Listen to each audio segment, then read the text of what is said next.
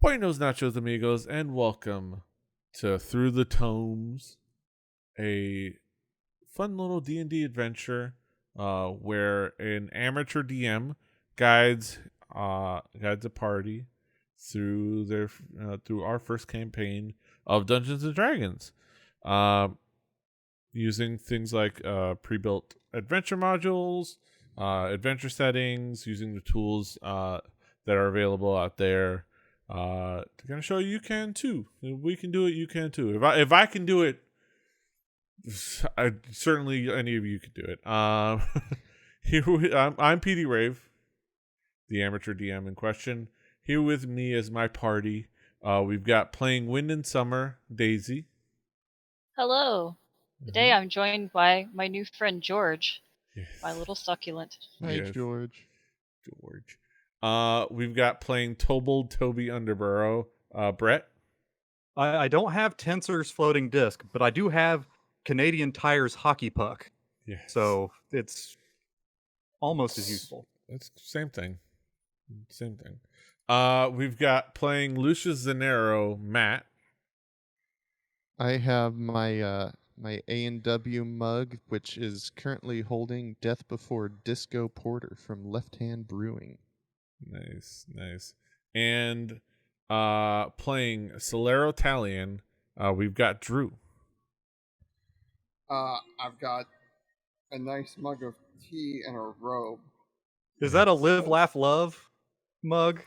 It says "Hello, gorgeous." There we go. There you go. Same energy.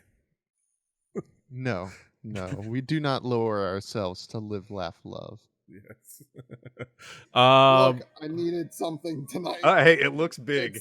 It's the 3rd of November. I needed something, so I got a robe and a tea. Exactly. Give me a break. It's awesome. Yeah. All we needed, all any of us could ask for on any given night in this world is a comfy robe, a cup of tea, and some Dungeons and Dragons. So next week we'll all come in our robes. Pajama and our mugs of party. tea. Yes. Yes. Let's do this. Yes. Bring have the force. quite nice Put the force robe. tea in TTT, like the TTT through the tomes with tea. Of course, we're doing Dungeons and Dragons adventure where we've been through a couple adventures together. Last week we went through and did level 3 shenanigans and setups and level ups. We fleshed out some backstories. Came up with some doozies. Partially due to me misreading some of the things in the book, but that doesn't matter because it's still pretty fantastic. We had a couple extra fateful moments that maybe technically weren't earned, but honestly, it's gonna make for a better story going forward, and it's gonna be super fun. It's gonna be fun as long as we'll see how well I put everything together. But yeah, we had most of the party kind of go through level 3 stuff, but we missed out on Cilero doing level 3 stuff. Mostly because the rest of us completely forgot that we had Drew out on assignment, like a bunch of dum-dums. Like we just he literally told us but that's fine. We had fun. We still got a lot of it done. Honestly, it took us the entirety of our allotted time to do it anyway. So it makes it honestly probably is for the best time wise that we do Drew stuff now.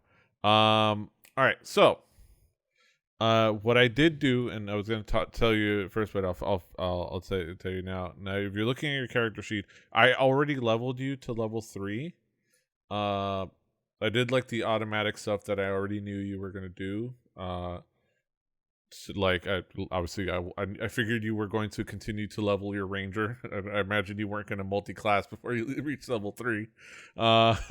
No. I went ahead and set you up with Beastmaster because I know you said you were going to do Beastmaster. I went ahead. Yeah.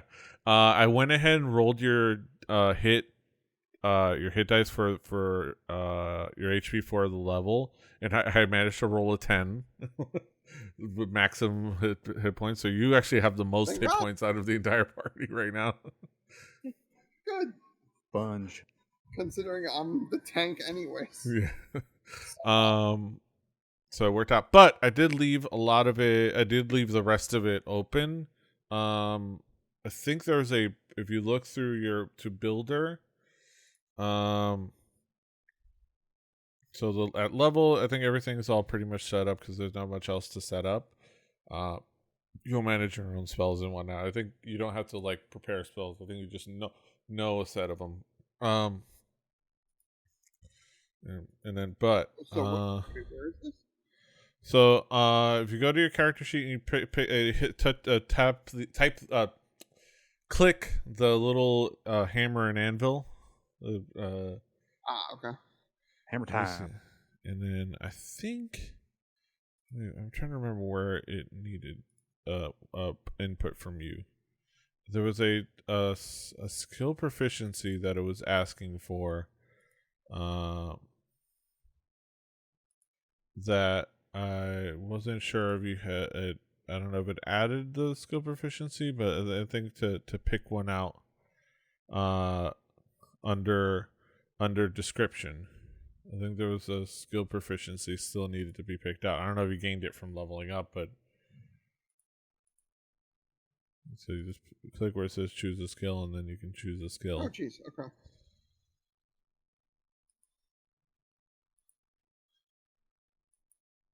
I think that's the only thing. But everything else is pretty self-explanatory. Oh, now I remember what it was.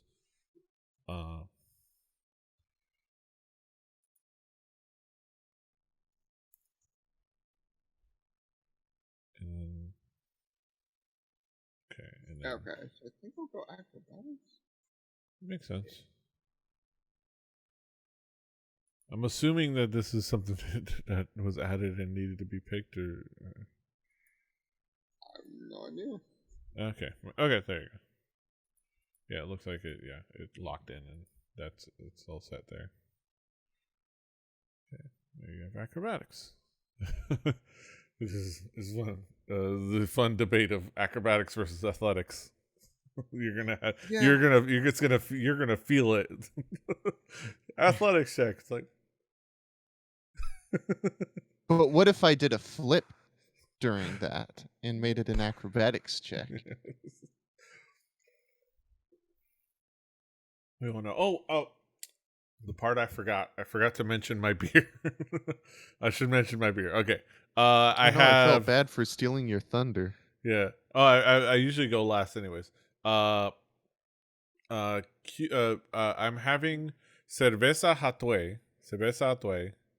I guess like kind of like a revival of a brand. Hatue might be a name you'll be familiar with as a Malta.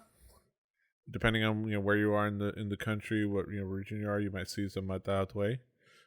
They historically, I believe this is the brand that they came from, or definitely this is an old Cuban beer brand that I guess revived. This is a Cuban style ale. Originally from the island of Hispaniola. Yeah. Cerveza Hatue, brewed with natural ingredients: water, yeast, barley, and hops, and it's good.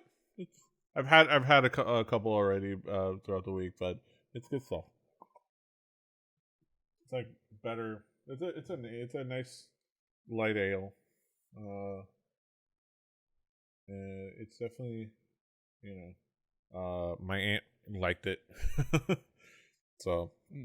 I had no idea that was a thing. Now I'm learning about how Enrique Schlug hired a German brewer to elaborate the drink. Yeah, education from Through the Tome. Yeah. But yeah, back to leveling. So you have that pick that skill. Now what we're gonna do is I'm gonna tuck you into the secret chamber, Drew.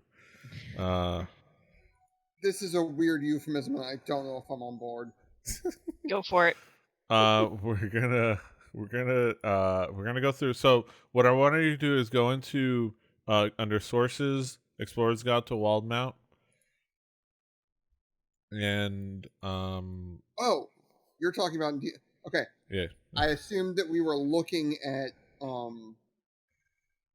or we were going to talk in the thing, and I thought you'd put channel there. Yeah, no. D&D. Okay. Sorry, in D&D Beyond. You're gonna look through sources. You're gonna look through.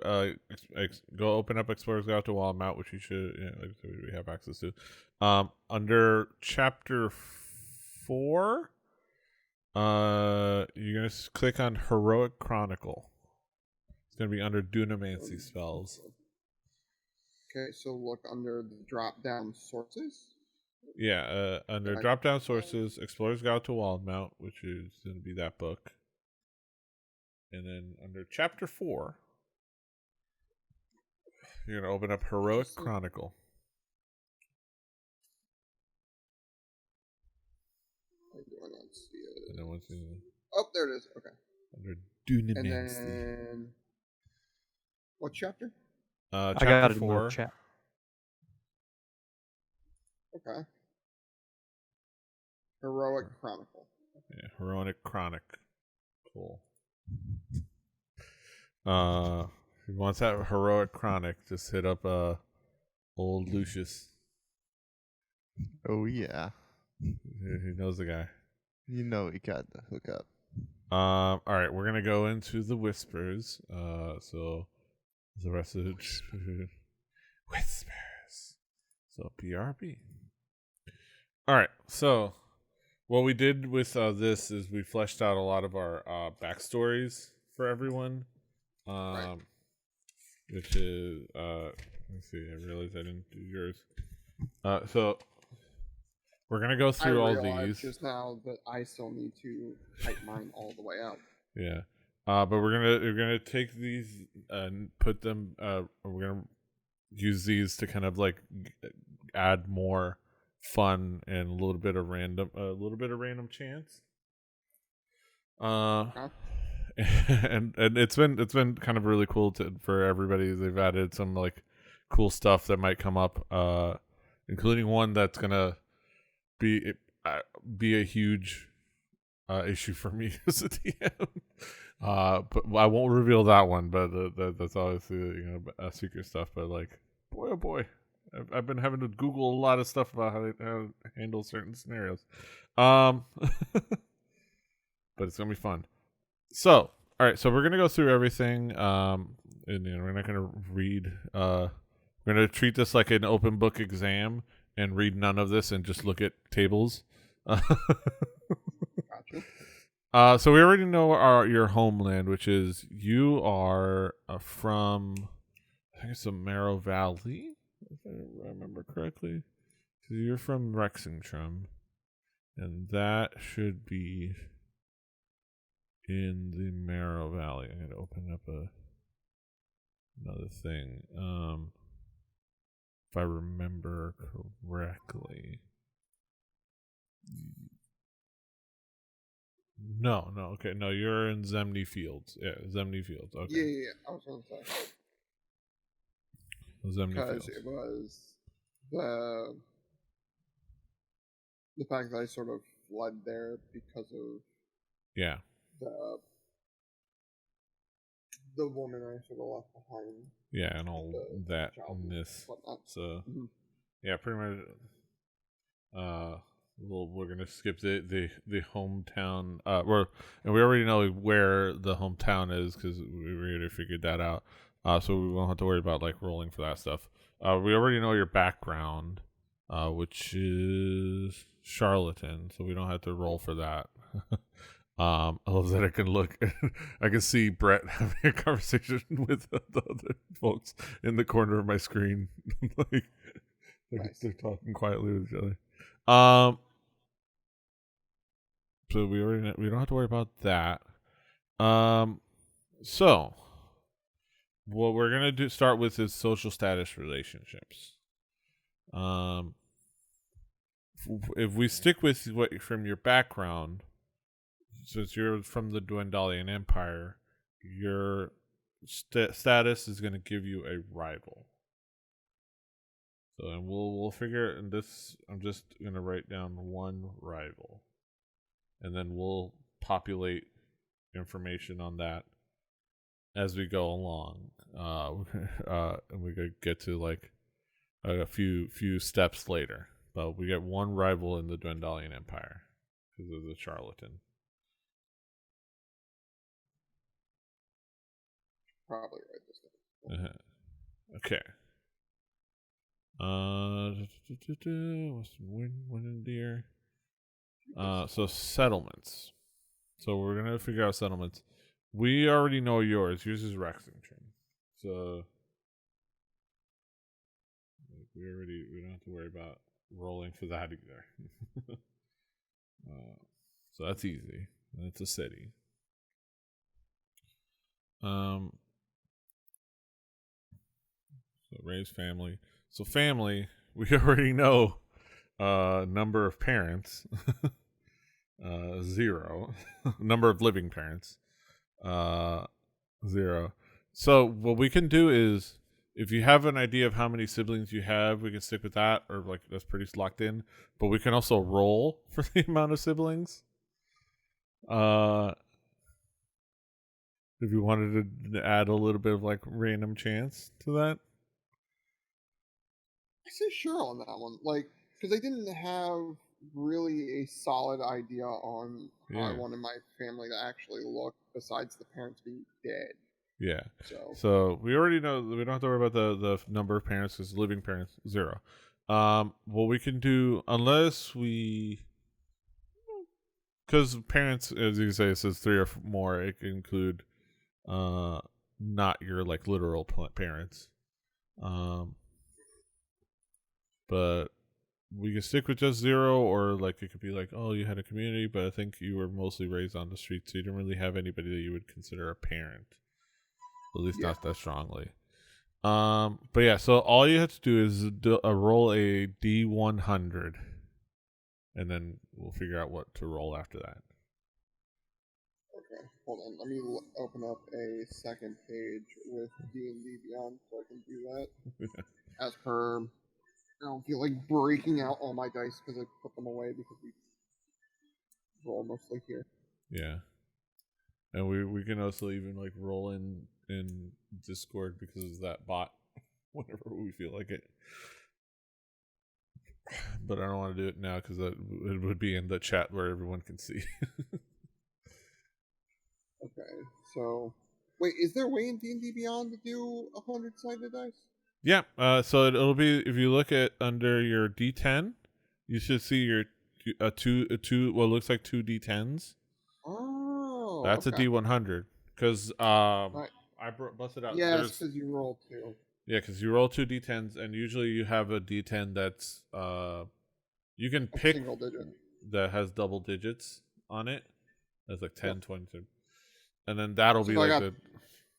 Huh? Oh, I was going to say I got 33. Okay, 33. Still it's cross-reference. So that means we're going to roll 2d4 for the amount of... to find out how many siblings you have. 2D... Oh, Jesus. Okay, first D4... 3. Okay. And...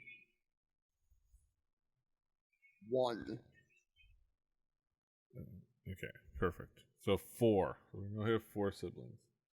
I'll let, so things like age, gender, names, all that, I'll let you figure out as you flesh things out. So 4 siblings. Yeah, 4 siblings. That you can flesh out. It's 2d4. Yeah, because there's a 30-something. Yeah. I realized I was looking at the village one, but then I realized it was going to be the same for the city one. But either way, so family relationships. So powerful family relationships. So we're gonna roll a D3, and by roll a D3. We're gonna roll a d6 and then half round up. Yeah. And then that's gonna determine how many powerful family relationships you have. So I got a 3. A 3, which is a 3, which means it's 2. 1.5, which are grown. 2, yeah. So we have 2 powerful family relationships, and we're going to go 2 ways on this, two times at this table. All right, so we're going to go, we're going to roll D100 again.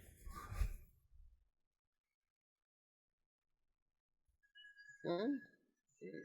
Rolling it up. Comes up. Wow, 13. 13. Okay, so Glad these aren't attack rolls. D100, you got a 13. That means you insulted this family member so gravely that they left your life forever. If they ever return, it will be to settle the score. You gain 1 rival.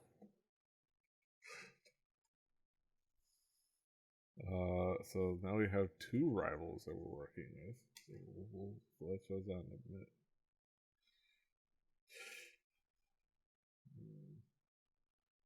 We can copy paste this into a notepad or something to keep track of it.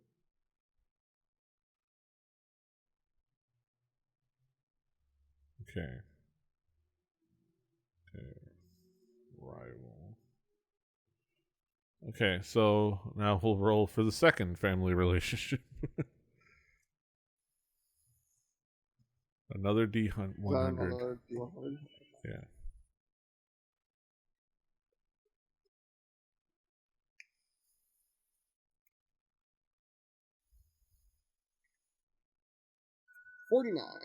$49. Okay.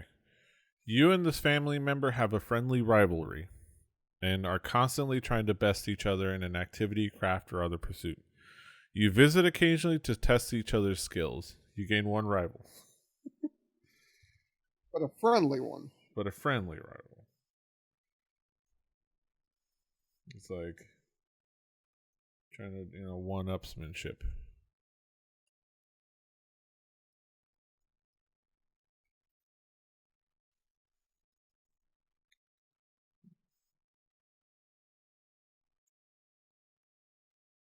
Okay. All right. So we have. So you've accumulated 3 rivals. At least one of them doesn't want to kill me, right? Yes, at least one of them. We'll find out about that initial one. Now, so we go to acquired allies and rivals, to that table. This is only going to be for the one we haven't determined for powerful family relationships because those count as the relationship already. So, for that third rival, we'll roll a D100 to determine that relationship. I'm sorry. Could you repeat that?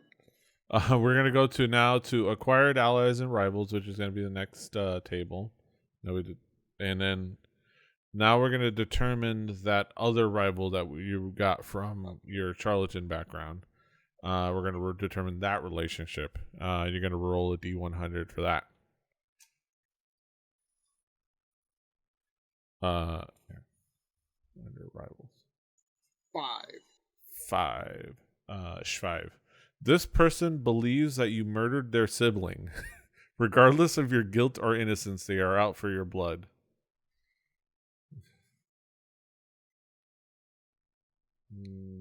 So yeah. So only one of those 3 rivalries don't want you dead. Fantastic. 1, 2.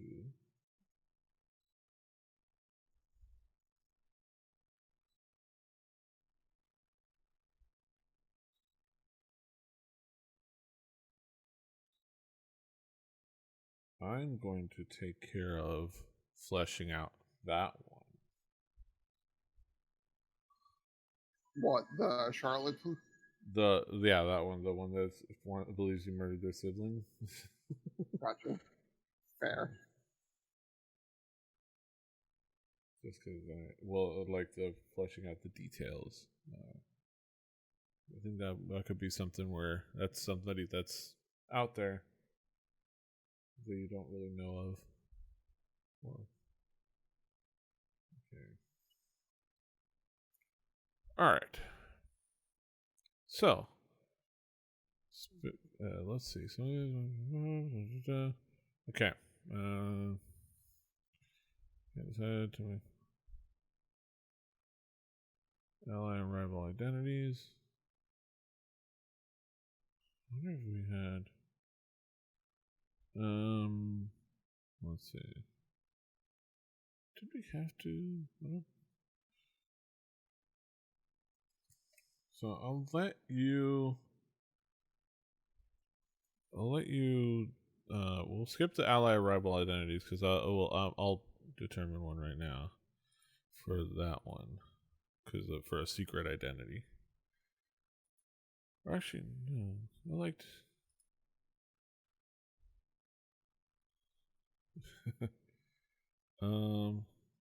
Actually.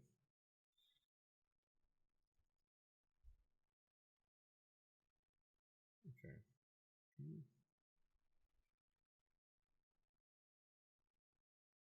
Okay, actually, yeah. Let's give them all identities, or at least like, not necessarily secret identities, but you could have an identity on this table. We'll roll another D100.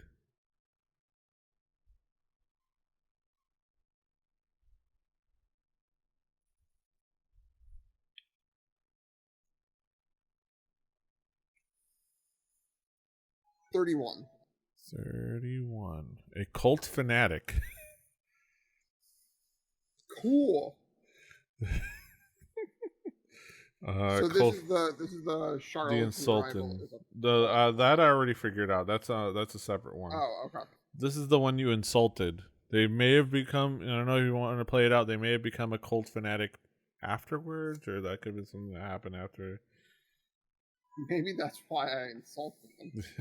Who knows? Whatever you want to write it. This is a very, powerful. This is a family relationship. So, however it's connected to your family or things like that, you can flesh that out. And you're also going to make gain. That very tied in with the times. Weirdly enough. Yeah. Fateful moment, and you also gain a fateful moment. So now I don't have to worry about the fact that I wasn't gonna give a fateful moment. And then one more D100 to determine the identity of the other one.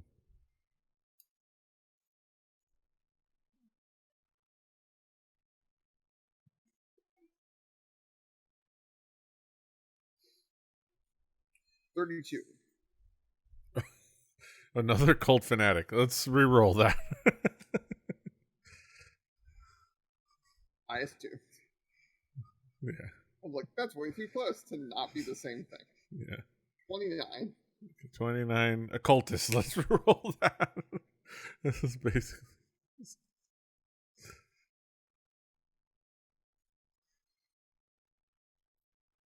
So I'm gonna re-roll. What's up? 33. What is it? What is it with those? 25. 25. Tell me 25 is something different. It's a berserker. Okay, that's. His love for you is like ticking clock berserker.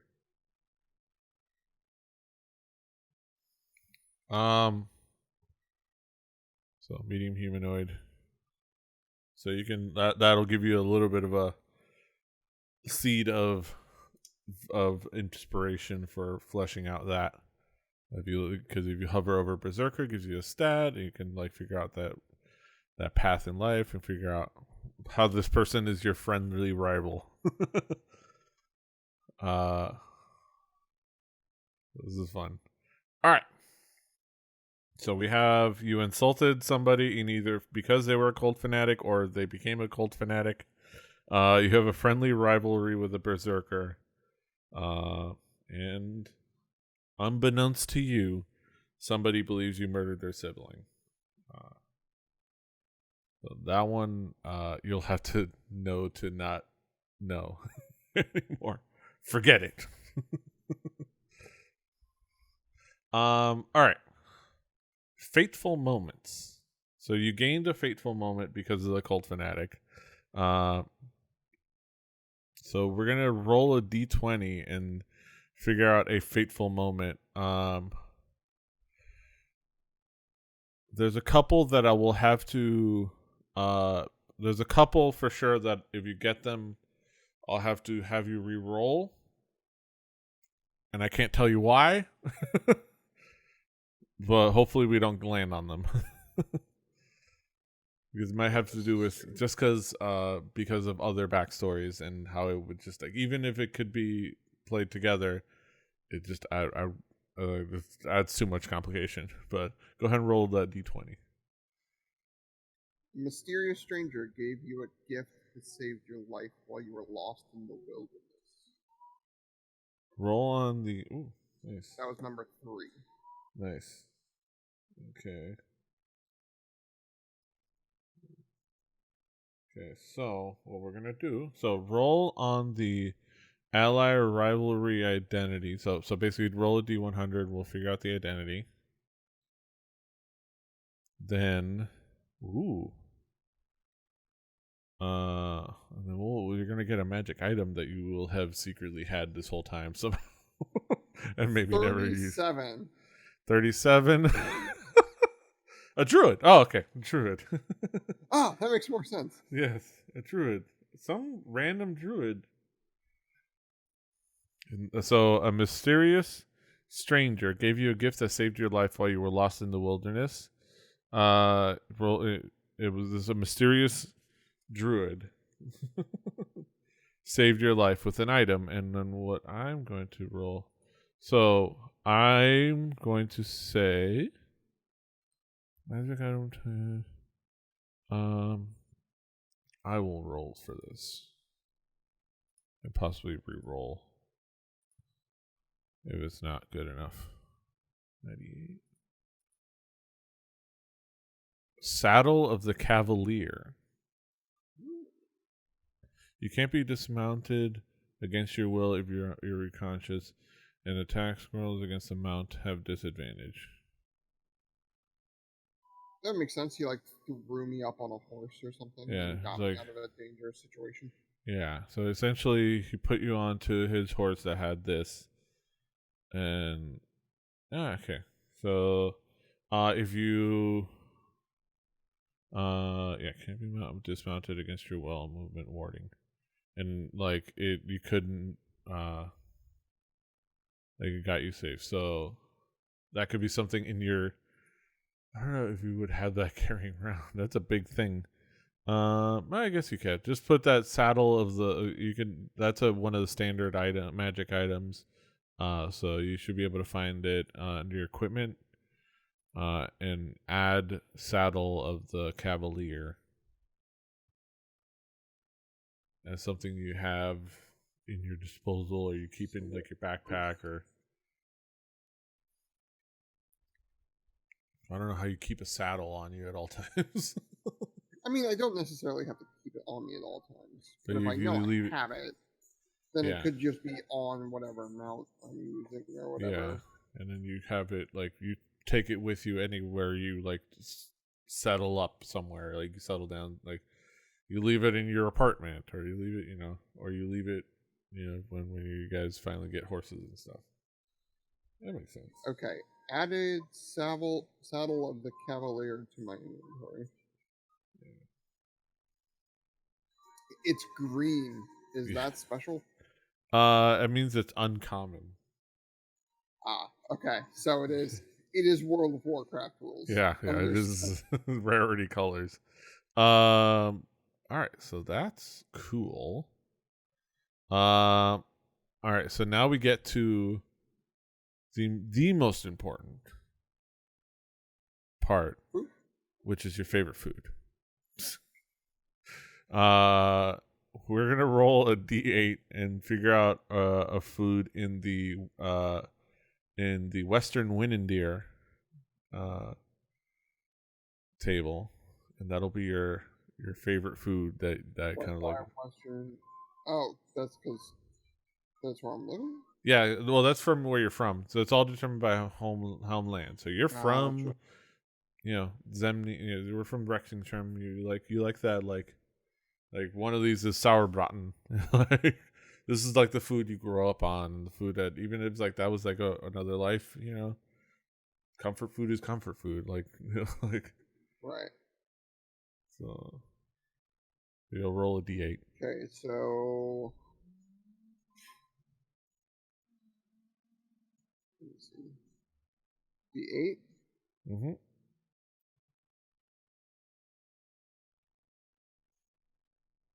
So what is 2? So sauerbraten. It's a Zemnian Yay. Zemnian peasant dish of pickled horse meat served with cabbage. So and you can figure out how it's a good like comfort food.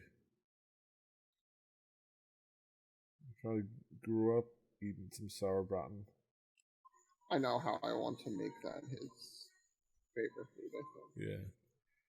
There's a lot of ways to go with that. Like, it's odd to think that this could be a nice part of your backstory, but it makes sense. It's a part of your life growing up. Like, is what you grew up eating or what you like as a food.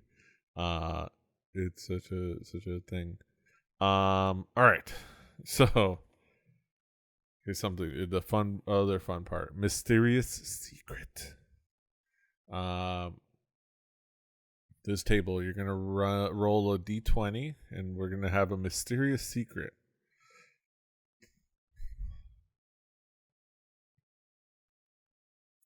10. 10. I once saw a giant bird soar past overhead. It croaked out a cry that sounded like my name, then disappeared beyond the clouds. That's your wherever you want to go with that. That's a nice little random little mysterious secret.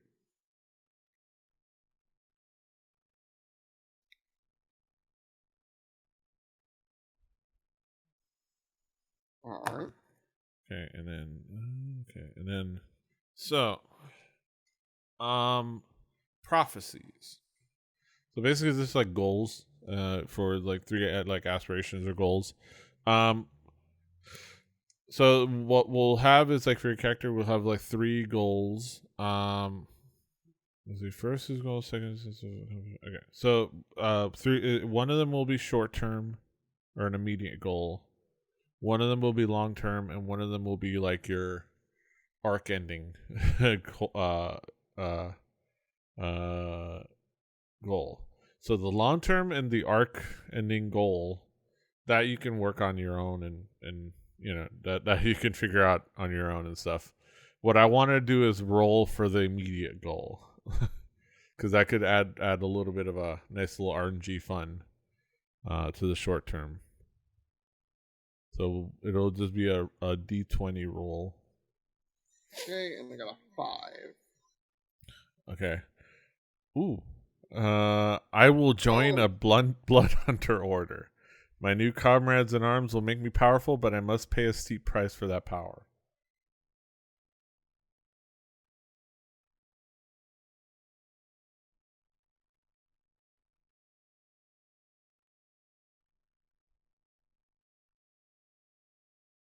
Nice. And that's something that's going to play out in the short term on the adventure. Yeah. We'll see how it works out. It's just like a short-term little like prophetic vision of the future, and that is that. Oh, my shoulder. Oh. Okay. All right. So I think that'll be all. So let's go back with the group. All right. All right. We're back. It was fun watching the entire time. I had the little like Skype window with showing the people talking, and it was Brett. I could see him talking the entire time.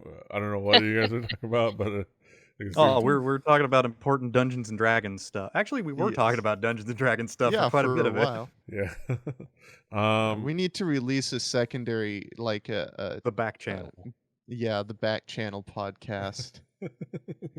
The patrons only, they get to hear what we talk about shit. Yeah. That's fantastic. All right. Lycanthropy. We need to talk about. Yeah. Who knows why? Yeah. I don't think any of us knows why. Yeah. But All right. So, we got a Beastmaster. yes, you have a Master of the Beastmaster. Beast. And okay, so let me pull up things. Okay. So we're going to be 5 Warforged, and and we want to combine together to become a Mega Warforged. All right, I'm out. Omega. Fuck this shit, I'm out. All right, so this early part. How do we want to pace this? Okay, so what we'll be recapping. So recapping the adventure so far as we get into the actual proper adventures. As we're gonna do a one thing and then set up for the next little sojourn. To recap, you guys killed Mega the Splash, and cut off his head, and brought it back home. It was a particularly fun part was that Cilero was swinging it around, like, oh yeah, and then before you guys finally put it into a potato sack that he found in some provisions, and you brought it back, freaked out Baron Mansour with it, but you all got paid. Yes, we did. And you guys split it amongst yourselves. And I already and another thing I already did for you, Drew, I already put in the gold into your equipment. You already have your 600 gold. Near 700 gold is yes. some housekeeping from last week that I missed. Yeah, I went and took care of you for you. So that was pretty simple stuff. So that is there. So you have some money in your pocket. You had some conversations. You know that during that Darren O'Malik did tell you, like, hey, if you ever need, I know that he had talked to you at the respite after you had your conversation with Mansour, and he sauntered off like a noble obviously would, and he said, well, and Malik was like, oh well, I know that I can't offer a nobleman's salary, but if you ever want to help with some duties and tasks and investigations that could help the town, just hit me up any of these mornings at my office, and I usually have some various tasks that I send people out to, send some of my people out, and there's usually something for you guys to do. So just let me know. But anyways, enjoy your food and your drink, and you're getting day drunk because you guys are getting day drunk, and or those of you who drink. Oh yeah. Those of you who drink are getting day drunk at the Merchant's Respite. After just coming in, like this is like early to mid morning. I think you can hear people getting ready and getting out to the docks. And murmur of conversations. The the respite wasn't technically open yet. They just opened for you guys. It's just like because you guys, they know you had a rough night, so and it was open because obviously it's also an inn, so you were able to come in, so it wasn't locked. They just somebody's normally they wouldn't be. They you know how at the hotel when they have the restaurant and bar roped off during Oh yeah. the off Yeah. hours.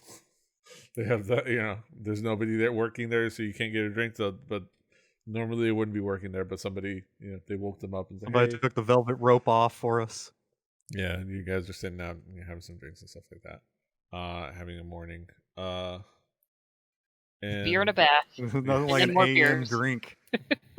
And beer, and then a bath, and then some bath beers. yeah. Right. Oh yeah. And then also, and Darno turns to Cilero, says, "Oh, also, I know that you've been working on growing your skills as a ranger, and and you need somebody to guide you. I know there was I don't know if you told anybody of your plans to be a beastmaster. We had those conversations. Where was what I know some people that could guide you. What was the discipline that you were hoping to strive towards?"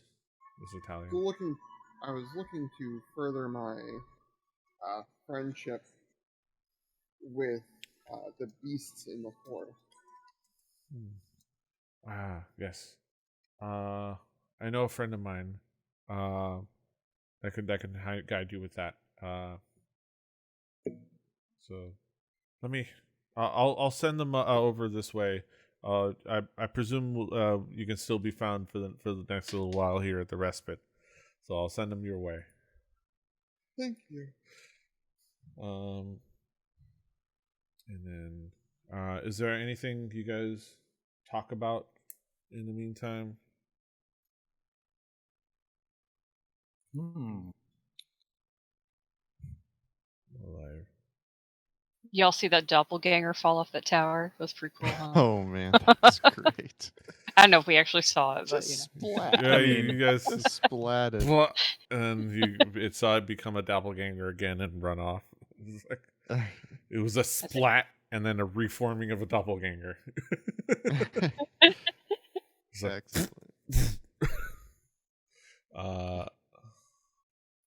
Well, we all have money. The day is young. Do we know? Like everybody's been like, did Daisy? What did you just do? You went and talked to a holy man, so you weren't around. I wasn't around to be there for any of that. Yeah, I tipped Berlin Okay, for his efforts saving our butts several times. so we've gotten that taken care of. But yeah. Like, do we Beer, do fat we beers. discuss between ourselves what we were up to? What if? I mean, I guess. We did separate, right? Yeah, we did. I'm not just trying sure to of the figure out how much timeline. context that I would have with your like what we all did, because I don't. Yeah. You got more or less like did Because mine was mostly backstory stuff, so like it's like not pertinent to ongoing things. But I don't know what you guys talked about because it's secret. yeah Right. secret. Yeah, I mean, I will say so. I think a lot of the stuff that you did. Yeah. can you remind me the timeline? Like we got back around dawn, right? Yeah, Like from plopping down the head. You finished what you were doing just before dawn, because dawn was when the ransom drop was going to happen, or sunrise, and kind of like it took you about a couple hours to get back across the island, because it was a lot easier to get back across. Took you about, I would say, total about 5 hours to get back. So I would say like mid morning. Like it was like if you were to say like 5 to about 7 hours. So like it's close to noon maybe. Like now at this point, but like it was mid morning. Like mid morning when you arrived. Okay, when we arrived, and so now it's close to noon, and in that time, Wind and Summer has talked to his has talked to Berlin Tidebearer and Yeah. we've tried. Okay, Yeah. and so they talked we've about had the- about a couple of hours to do our own stuff. Sounds like. Yeah. So, and you figured out some stuff, like a lot of what you've well, so as of now, what I will say, as of now, we're kind of almost going back, because her with Berlin was happening all day. So like I'll say, she went with Berlin, and right now she's off talking to Berlin because her thing was took all day. Like, it was a lot of Gotcha. Okay. training, a lot of sparring, and a lot of Okay. so she went off and she did that as like her activity for the day, even though she's exhausted. She's just like, you know what? Let me finish this, and I'll take I'll Right. knock it all out, and then I'll take my bath at the end of the day. Oh, Nice. gross. Yeah. Get all the gross on me at once, get on you at once, Oh, and yeah, then yeah, I So hope I now didn't it's- offend anyone with my smell. yeah, Uh, no, sure- nobody, I'm sure nobody, they've everybody smelled worse. understood. Everybody understood. We hang out with a druid and a ranger. Yeah. Although, Don't let me There's- in with those druids. okay. Well, for one thing, this is mildly important. Without getting too much into the details, I do need to retcon a little bit. For one thing, we haven't talked about this much, so it doesn't matter that much. But Lucius is taller and muscular than I had previously described, and more to the point, he's a lot more fastidious about his appearance and cleanliness than I had previously described. So maybe most druids are he's very are so the whole hippie thing. He's very deliberately, if he's frumpy or he's unkempt, he's very deliberately unkempt. like if you were to Yeah. pay really close attention, anything that's like an unkempt or an unmade thing is like unmade just so. Kind of like Right. Ali Spagnola's exactly matching mismatching shoes, you know? You know, right. like Yeah. it's a thing. Yeah, like he smells of patchouli, but he does smell of patchouli and bo. Yeah, it's the good patchouli. Yeah. It is the good patchouli. And just the right, like he knows exactly to put it, you know, Is it the wrist. Panama red of patchouli? Yeah. Yes. He's more a Panama carnation, a Panama rose. Yeah. Oh no, the Panama red is still Yeah. full The steam ahead. Primo. So, yeah, and that's the other details. What else? I don't know if videos. I'm short and I'm eating food. Yeah, which is, you know, that's Toby. And I'm doing it for free. Oh yeah. Yeah. In fact, I might make some money. You might, you know, maybe occasionally, you know, Lucius, you notice he looks at you've noticed that every once in a while he looks at a potato all weird. Yeah. You think I'm just I'm still working on my Type 5 about Mega the Splash that I'm going to do on stage tonight, but no, it's There's a memory about potatoes that just That's he hasn't right. shared. it's not just potatoes. Mm. Not just potato. Let me just tell you. Not just, But those yeah. tubers done me wrong once. Those tubers. Those tubers done me wrong. And I do you guys like sit down and converse and drink. You see, let's see,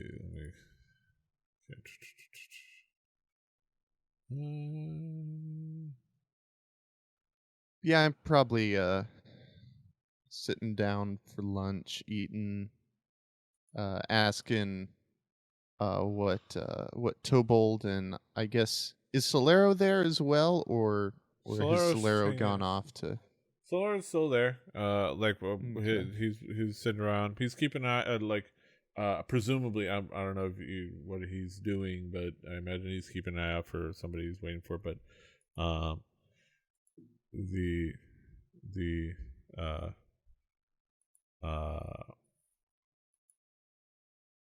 but he's there. So. I'm not exactly looking to go spend money or anything right now. I don't know that I'm short on supplies. So if we're ready to get to, like, Toby's good till the next scene, Yeah. I think. Okay. Okay. So, and I'm Because eating food's important. It is. It's very important. okay. We had to fight animated dumb stuff that almost killed everyone. But then also fought a million orcs and didn't die. Yeah. Did just fine.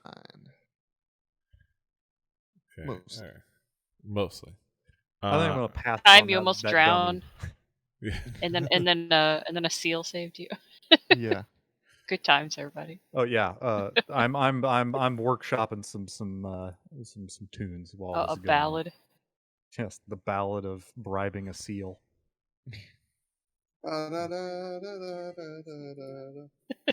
There was this guy who wanted to go. Yeah. Okay. Oh wait, no. If you do an entire summary of that encounter, And then I gave him a As fish pitched so from he a could rose. survive. Yes, please. I will send you actual dollars. I'll do the best. Yeah, Give a fish to a seal to save the ranger. yes. Like, all of a sudden, you will have $5 in your PayPal. And you have no idea why. Yeah. All right. So what you see? So as you kind of like are talking, in walks in an adult, feminine, humanoid form, with kind of pointed ears, kind of like blue tinged skin, but like more, still elvish skin tone. Taller, lithe but athletic build. And she kind of like looks around the room, and asks around, was like, the Cilero here? Is the Cilero here? I sort of look over and try to figure out, would this be the person I'm looking for? And I sort of Cilero raise who? my hand. And what you can, if you look, if you observe, fixed. Okay, yeah, fixed. Okay, that's fine. Yeah, you can see that she's dressed in ranger attire. She has what looks like. Let me see. Let me decide.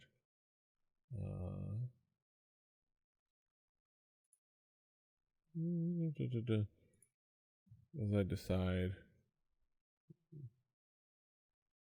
based on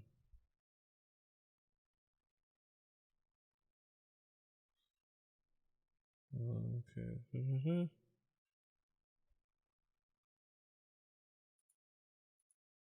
Okay.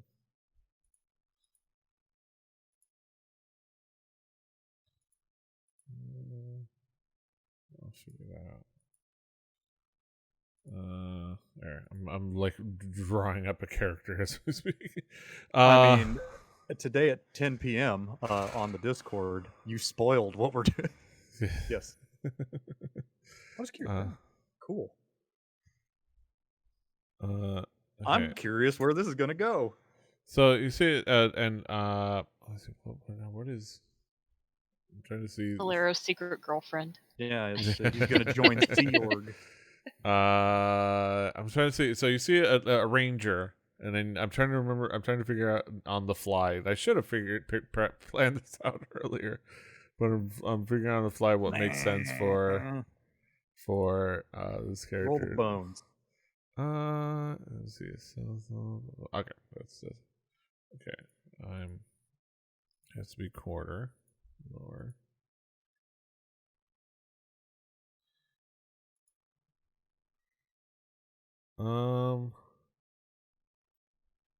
Let's see what makes. Oh, man, this will be fun. It's coastal. All right. I'm trying to decide if I want it to be a giant crab that walks in behind her. Ooh. A giant enemy? Or... Oh, I know that's low. Oh yeah, no, it's eighth. I forgot how fractions work for a second. I was like, that's not below fourth. It's 1/8. Wait, no, wait. You know what? Oh, giant. You see, kind of like, you see her kind of come in, and then you see behind her, a lizard, like kind of like a giant lizard,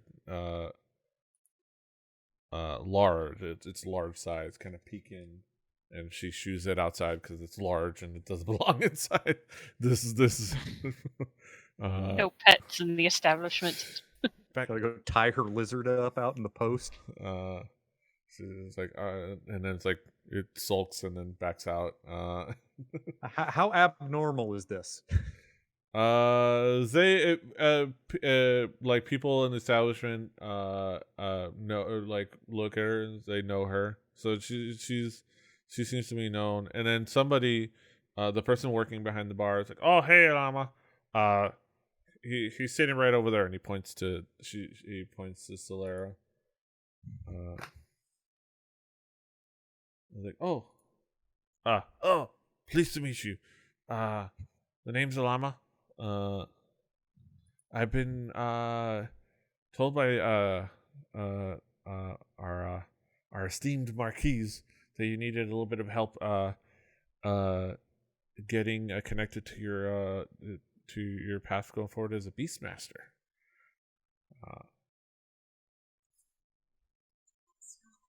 Yes, I am looking to further my ways. And she's like, "Well, I figured. yeah.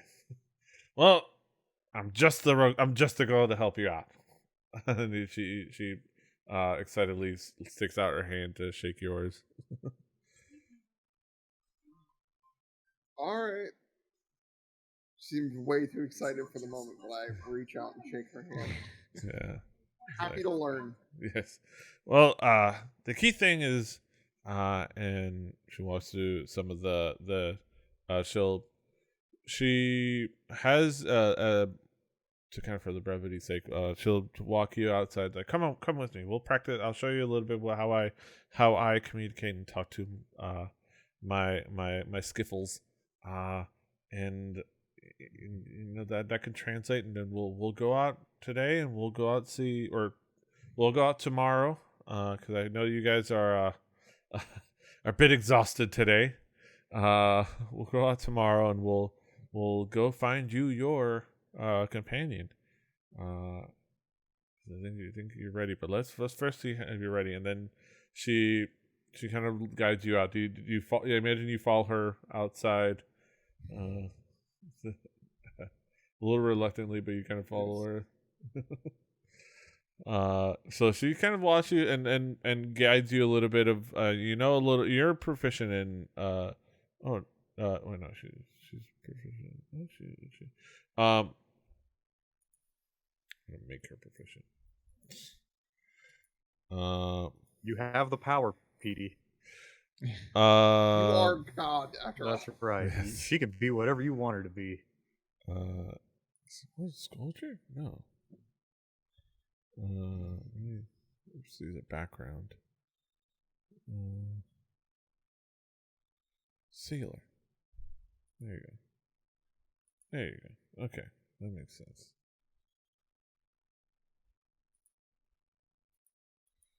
Also a sailor. She's a sailor. Okay. Better. So she got you through some of some of her techniques and some of how to and kind of talks you through it and says this may be a giant lizard, but a lot of these things with some alterations can be translated to almost any beast. Maybe with a few things here and there.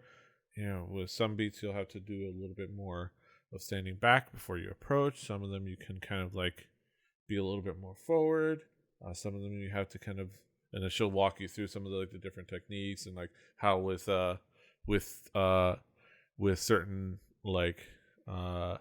big cats you want to kind of be or big cats or wolves you want to be not looking at the beast and kind of just look away and things like that. You'll look away and kind of be inviting and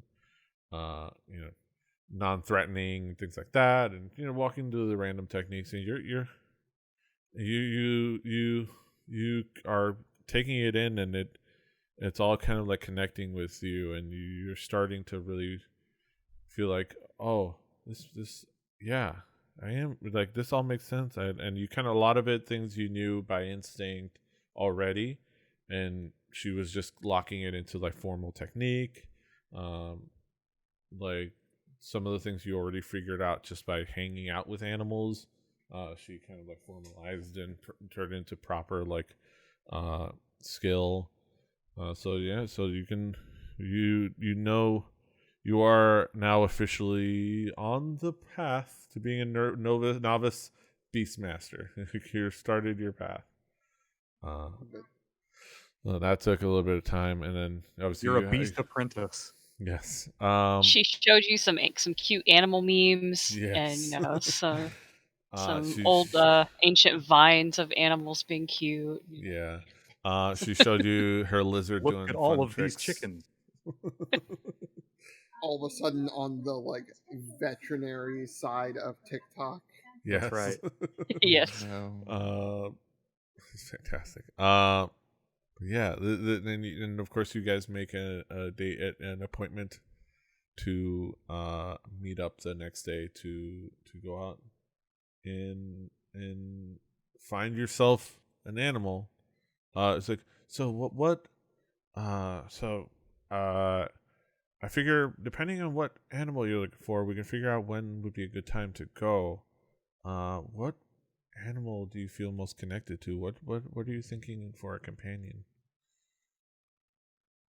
Well, I want a companion who is headstrong as myself. In my search, Headstrong will take you on. Headstrong will take on anyone. The bad music puns are my thing. You're gonna get a donkey.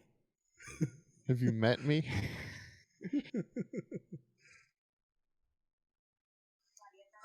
I've always felt pulled to the mountains, specifically. Ah, yes. Well, and something like a goat. Indeed. All right, lucky for you. I'm pretty well versed in traveling the mountains. Mostly the coast. I'm mostly a coastal child, but I've had quite a bit of experience traveling the mountains up north, as kind of for varied hunting grounds, and to see the sights. Honestly, it's beautiful sights in here in north of Palma Flora. I'm excited. So, what we'll need to do, let's see, goats. Is it goat nocturnal? No, goats are not nocturnal.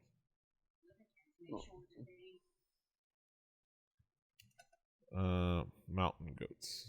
Yeah.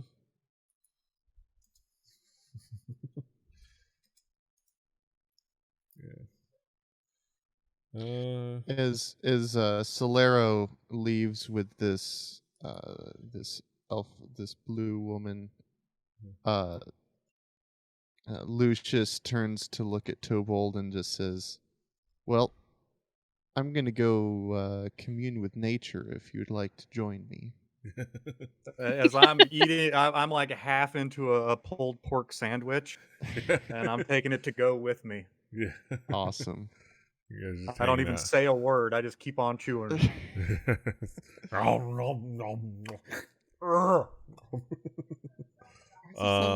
Why does the bard sound like the heavy from TF2? Son bitch. Some bitch. That's fun stuff. So yeah, that makes sense. They'll want to do early morning. So, you get. Let's. You know what? Well, so let's. I will come by here early in the morning. You get your night's rest, and we'll head out to the mountains and see if we can wrangle ourselves a goat friend.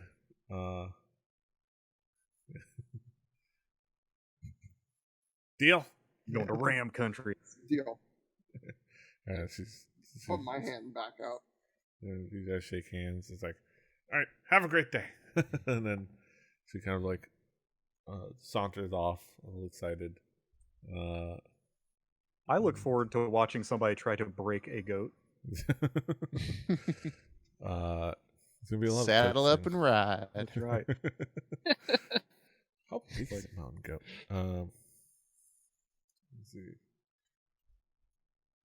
Goats are not coastal. No, they aren't. No. But Mountain they could goat. be. Yes. How big is it? Oh, Icewind Dale. Yes. They have mountain Yes. goats in Icewind Dale, so it's not just gonna be it's not just gonna be a goat. It's gonna be actual mountain goat. It's medium. Oh yeah. Nice. Wonder, could you ride? How big does I could. I definitely could ride a medium-sized animal. How big half elf? I'm gonna try to see if I mean, find... you could find an exceptionally large. We aren't on Faerun. Goats could be larger. Yes. half elves are about the same size as humans. Yeah. Classic beast of burden, the goat.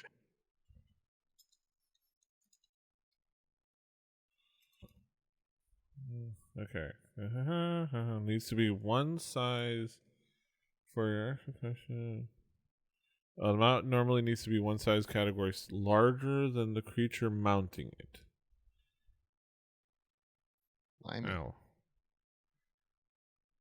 I don't know. We'll figure it out. but it'll just be a friend.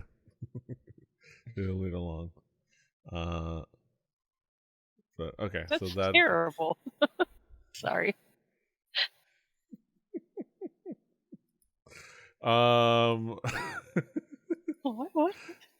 What is this? You're not Goat familiar with Boy. Jim Brewer's Goat Boy? No, I am not. Oh man, that was one of the best. Yeah, I'm not going to make those noises into a microphone. Yeah. But Jim Brewer. Go look it up, kids. Okay, thank The you. Goat Boy SNL sketches were great. Pretty fantastic. All right, so that settles that. And then I presumably, unless you guys had any other conversations or pressing issues, presumably you all go to sleep that night. Eventually, yes. Eventually that night, unless there's like any shopping. But obviously, at some point in the late evening, Summer comes in, exhausted, even further, and sore. And you see she comes in she goes in for the works in the baths, including some time in the hot tub. And whatever would be the equivalent of a cold tub. I need at least 3 bath beers. Yeah. Yeah. So that, if anybody goes searching for Summer, she'll be in the bath with just a hand dangling over the tub with a mug of ale. It's double fisting. Yeah. All the bath bombs. So you guys have a nice night's rest. No no random events during the night. You guys wake up early morning. And Cilero and whoever is sleeping in Cilero's room, here's a knock. Yeah. Like, Cilero, wakey wakey. Groggily get up. Yeah. Yeah, mountains. Right. Yeah. And grab my bow and walk out the door. Yeah. Scratch me. Alright. And then you open the door. Yeah. And of course you see Alama, bright eyed and bushy tailed. She seems like a morning person. As a sailor who probably has had to sail out early mornings and work. Yeah, on the coast. She seems like a morning person. And she's definitely has the energy of one. So let us go. I've secured us a couple of horses for the ride up. And we'll venture up and then take us most of the path, and then we'll walk up and see what we can find. If nothing else, we're going to see some amazing views. I'm excited for you to see it.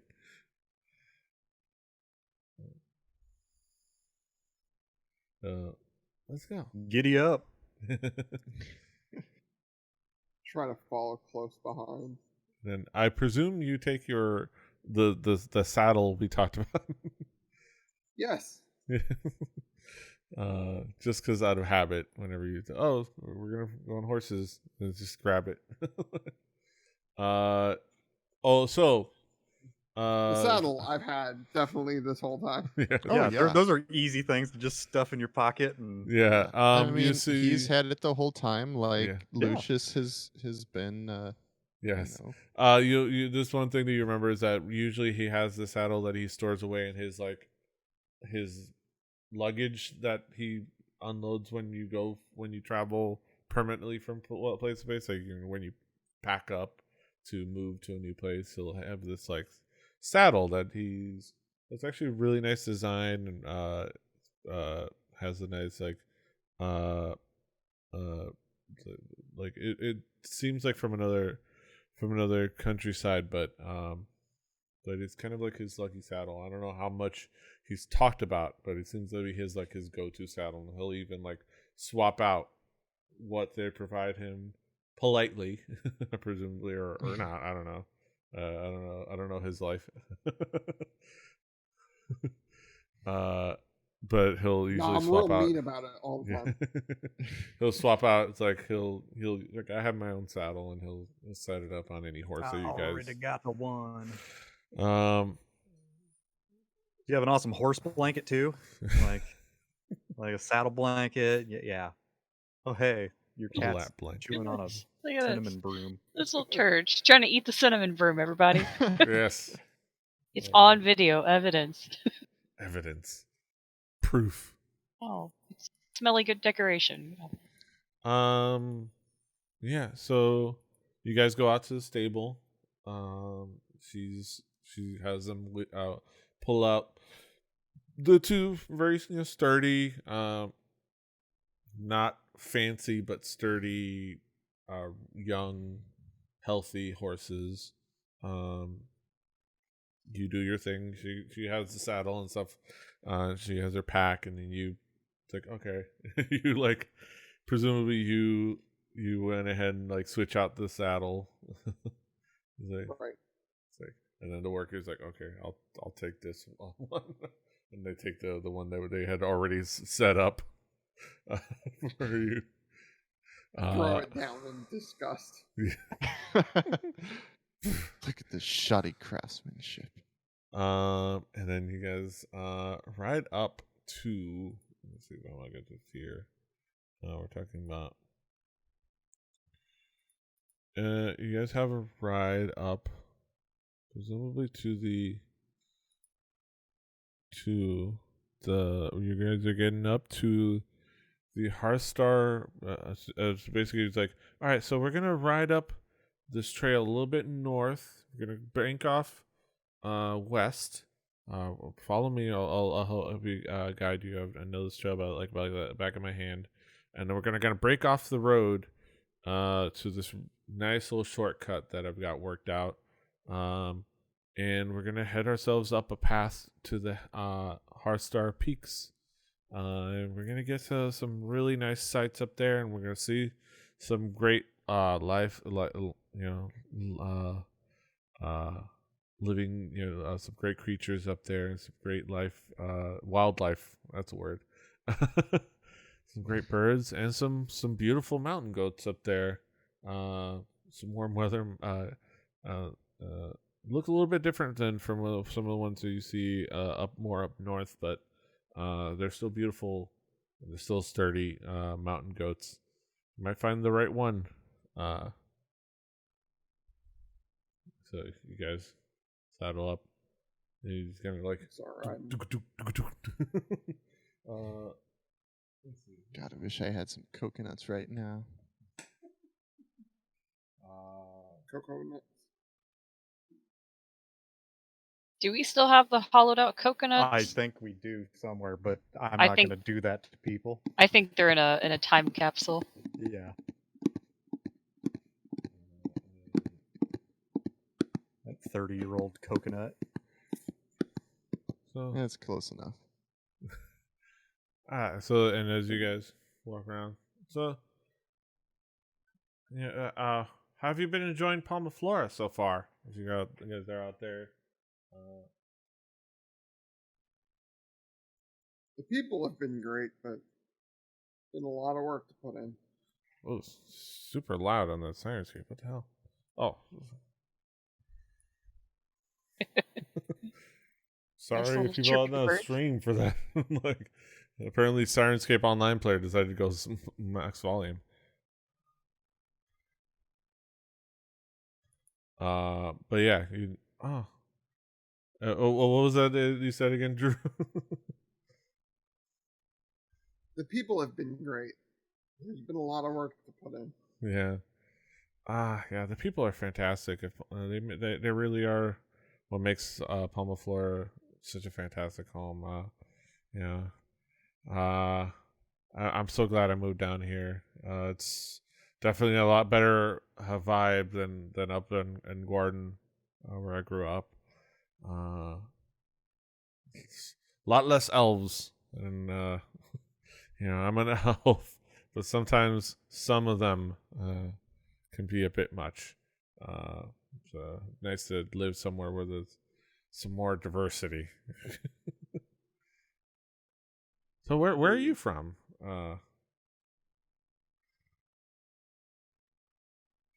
A checkered past, to say the least. I can understand that. Have you been living in among the Menagerie Coast long?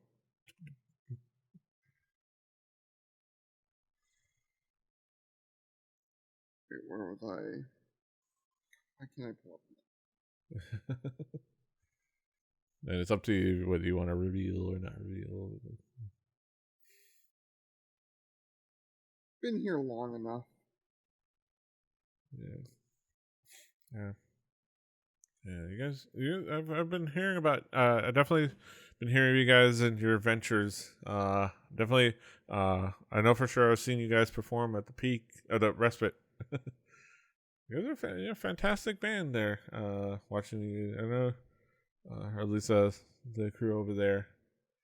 Some fantastic music, beautiful voices. Takes me back to my childhood. Some of those songs. Paradise City. It's a much easier way to make a living. Some have the luxury of. Yeah. Yeah. It's great. Music is really what feels. It's one of those bridging, one of those gap bridgers that really brings everybody together. Some great camaraderie. It's nice to have that. I noticed that you don't really usually can join in the actual playing. You guys are mostly support. Did you ever think about learning an instrument? I've thought about it, but the band seems full up, and I don't know if they'd have me. Sometimes it's good to have somebody on the floor to make sure that nothing gets too crazy. Yeah. They like to have you around for, and I imagine it's for a reason. So, yeah. Then you guys keep going. I don't know if you had any more questions or thoughts as you keep going, and you kind of like ride the trail, and you follow along with her, and you guide your horses. It takes you some time. I'm trying to remember the scale of this map that they have from the Menagerie Coast. It takes a few hours to like ride up, and then ride up to the Hearthstar Peaks. And as you kind of like go through some like clear out areas, you go through some quick like thin forests areas, but with big clearings, and then cut through some parts, and then you start to go up to some pathways that are leading up to the mountains. And then at some point you're kind of like, you're just mostly looking at mountain and like trees down there, and you kind of like crest up on a mountain as you climb up on your horse. You crest up on a mountain, and you can see it is like you're on like a cliff. There's way more mountain up above you, but you're really a nice distance up on a like clearing cliff area, and you can see the Lucidian Ocean all in front of you.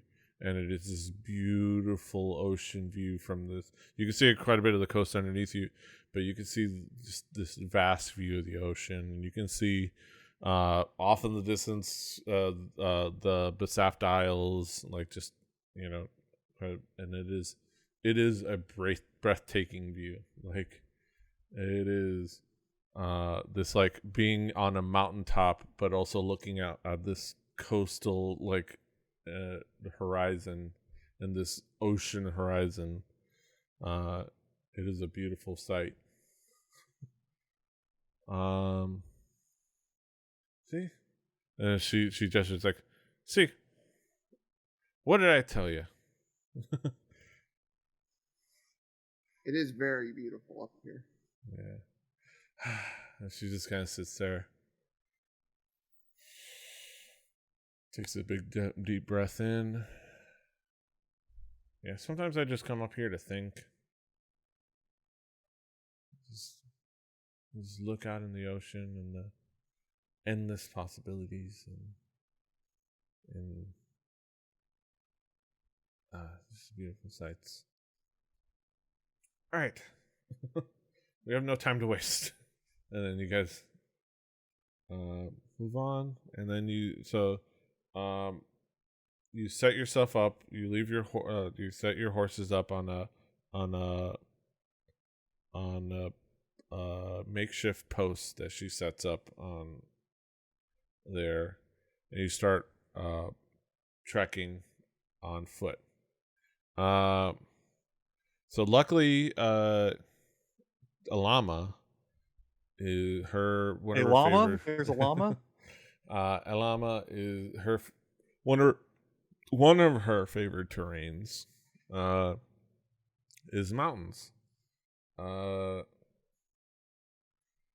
So going along with her, you don't have any trouble going to the rockier, only reachable by foot areas, and you start to like search out there. So what I would like you to do is roll let's see, what would be a good roll?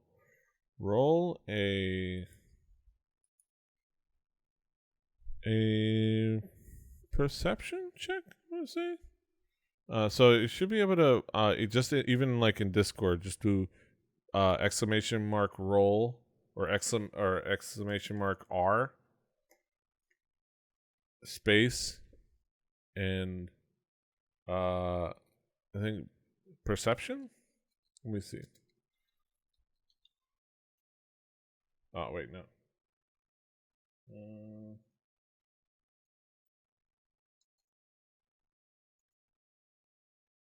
Unexpected input on line 1. Expected D individual. What?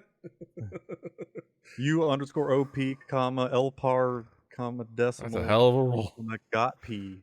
Okay, so roll exclamation mark roll 1d20 plus your perception. Yeah. 14. Okay. So you actually do it again because you would with Alama's help you would get advantage. I mean you seem to be successful anyways, but just in case is like a. How perceptive are you? Because I think you can also 14. I'll take that. Take the 14. I think I'll take the 14. Yeah. 14 is good. Well, you do, so you both do a pretty good job of. Got an 18 on D&D Beyond. Yes.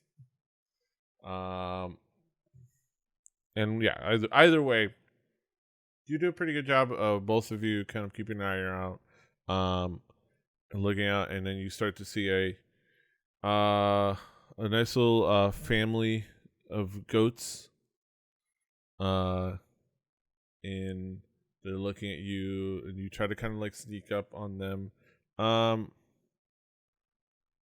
Let's see. Do you want to sneak up on them, or do you want to see if you can like coax them with something? I've had good luck so far coaxing animals. So so let's go with let's see. I think you can roll. So let me try something in D&D Beyond. I'll try to find your character for one thing. You're +4. Okay, so I don't know how to do it. So I'm not gonna do your roll, but let me see if I can. This one doesn't count. I'm just experimenting on what works. Okay. So if you roll, you do the same thing. So exclamation mark roll or R 1d20 plus 4 and then space ADV for advantage. So you add the advantage. Okay, so I want 1d20. Space. Wait, what was the roll? Space +4. So you're oh no whatever your animal handling is. I'm sorry. Plus your animal handling. 4. Wait, where is it? Let's say ADV. Okay, and then space ADV for advantage. Okay. So the first goat you kind of like singled out. You try your best. You try to coax it. It seems like, and then you kind of like, no, it runs off. It's like, all right. Then you try to find another goat that kind of like was looking on there. You move on to another one. You see this one that's like this like nice like bushy hair, like darker in fur than you would say like an icy mountain goat, but like you try another one. Takes you a little bit more time to kind of like get into a position to be able to try for this one. So you give another roll. Same roll.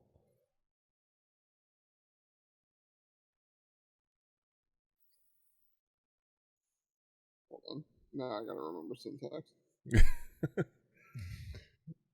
Bang R 1d20. All right, much better. 21. So you kind of go and you finally you lock in, or you remember some of the techniques, and she kind of talks to you in your ear a little bit, and reminds you, Lemma reminds you of some of the things, gives you a little bit of coaching, and you start to connect with this goat. You have some like treats that you brought, that starts to feed it, and you start to get to know the goat, and you feel yourself with your innate skills and what you're connecting with as a Beastmaster. You start to connect with it, and you have to spend, if I remember correctly, you have to spend like 8 hours, something like that, or what was it? You have to spend you spend 8 hours magically bonding. So it's like, okay, and then they at this point it's like the middle of the day, but you just have to spend the next 8 hours on that mountaintop as it goes from like noon to like night.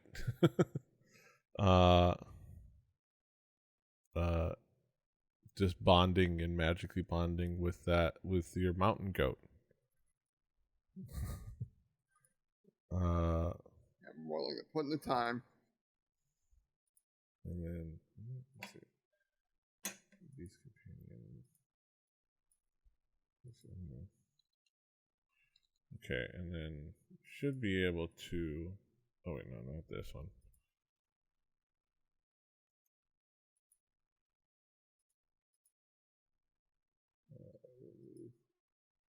Beast companion.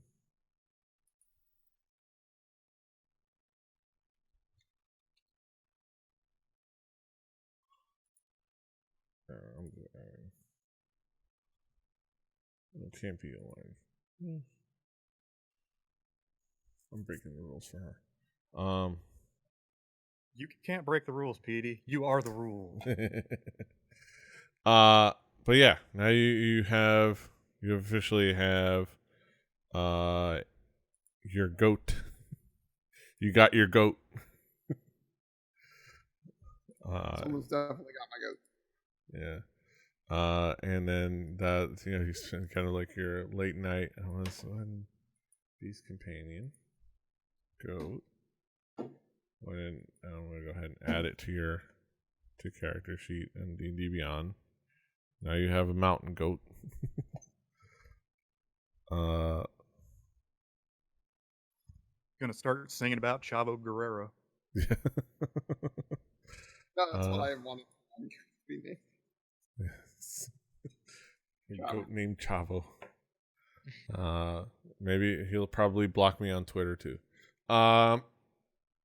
Wait, hold on.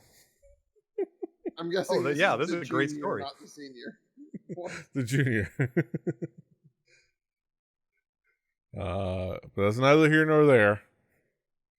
Check past episodes of Record Breakers for that story. Did I tell that story? I probably told that story. Yeah. I think so. I still say it was a harmless play on words, but I can see why maybe my problem was I shouldn't have added him. Just focused on my joke and not added him. That's neither here nor there. You after that, you spend the next few hours getting back to town, and that was your day. That was your day's adventure. You kind of like you come back with your goat named Chavo. I mean, and then he follows along, bonding with it as we go down the mountain, sharing stories. Yeah, as you start to you spend the time up there in the mountain, and then you kind of like keep like learning to like have it follow and teach it, words and commands, and kind of has a he still has a bit of a mind of its own, but like a little bit, It knows the coolest swears now. Yeah, but like he follows along with you. In the meantime, rewind to that morning. At the Hall of Justice. Yes. I don't know. Presumably, I'm going to guess, but I don't want to put like thoughts in your head. No, I please don't do. know if you guys were going to go talk to Malik about some of those like jobs that he had, as far as like things to help out in town. Yes, yeah. and I figure we're gonna be stuck in this town for a little while longer. I'm in like I'm not extremely in a hurry to get out of here, but that's how I work. So Yeah. I don't hang around in one place long enough. But I will go and see what he's got going on, because we made a lot of money, guys. Yeah. Yeah, we A did. lot of money. Yeah. This is a lucrative town. Yeah. So you guys, well, that was some Port Damali money. So that's where you got some Port Damali money that you can spend in Pomoflora. I gotcha. Yeah, it worked out all the better. It's like you got that. You're working a Wall Street job. And you're living in fucking Poughkeepsie. I don't know. I can think of another city. A small town. But yeah, you guys kind of like head on over. It's a nice little walk out. You walk out of the respite. You know that you saw that. You kind of like watch. So you watch Cilero and Alama. You watch Cilero do his thing with the changing the saddle, and then them ride off as you walk by. Oh yeah. Right off to the mountains. Figure they're Have fun. you wait by, and then you walk down. You walk past the main thoroughfare statue, and you walk down the stairs out to the pier. Actually, no, that's not where the. No, you walk before right into the thoroughfare, and you find the Marquis' office. You walk in. There's not really any kind of like anybody that like blocks your way, or makes you sign in or anything. It's just like it's pretty open. You figure Darren O'Malik purposely keeps his doors open and for anything that people need in town, and without needing to like close himself off for the people that need him. So he's pretty easy to get to. He does have a secretary, but she mostly just greets you and says like, "Oh yeah, he's waiting for you. Come on in." And like, he just like, well, he just ushers you in, and you walk into Darren O'Malik's office, which is mostly not even a closed door. It's just walking behind the desk, just off in another part of the room. He's like, good to see you. Good to see you a lot. Welcome. Have a seat. And he gestures you to. Well, I only have a couple of chairs here, but and there's two chairs, and he looks around. And I'll offer to stand. Oh, I won't even. It's I'm no sitting. And Summer sits there, and then okay. Oh, okay. All right, if you wish. Okay. And then he sits down. All right. So, he kind of doesn't really sit down. He stands at his side of the desk. All right. So, let me see what I've got for you guys. Let me look at him. He kind of looks at his desk, and he has paperwork that he's finishing up and things like that. And he looks at his ledger. All right. I know there was a thing. Yes. I've been looking for people to help with this, to look into something. So we heard word, there's a winery. Well, there was a winery a little bit to the northeast, that belonged to a family that has lived in this region for a very long time. But the winery shut down and apparently because the land became unusable. And it's been shut down for a few decades. But somebody traveling on this way said that they smelled the smell of fermentation, and then they saw lights on in the building, and we were curious. Right about the town. We're back in the town. I always forget to have the Your wet sound effects. wet. God, no, please. I have a family. It's just Main Street. It's just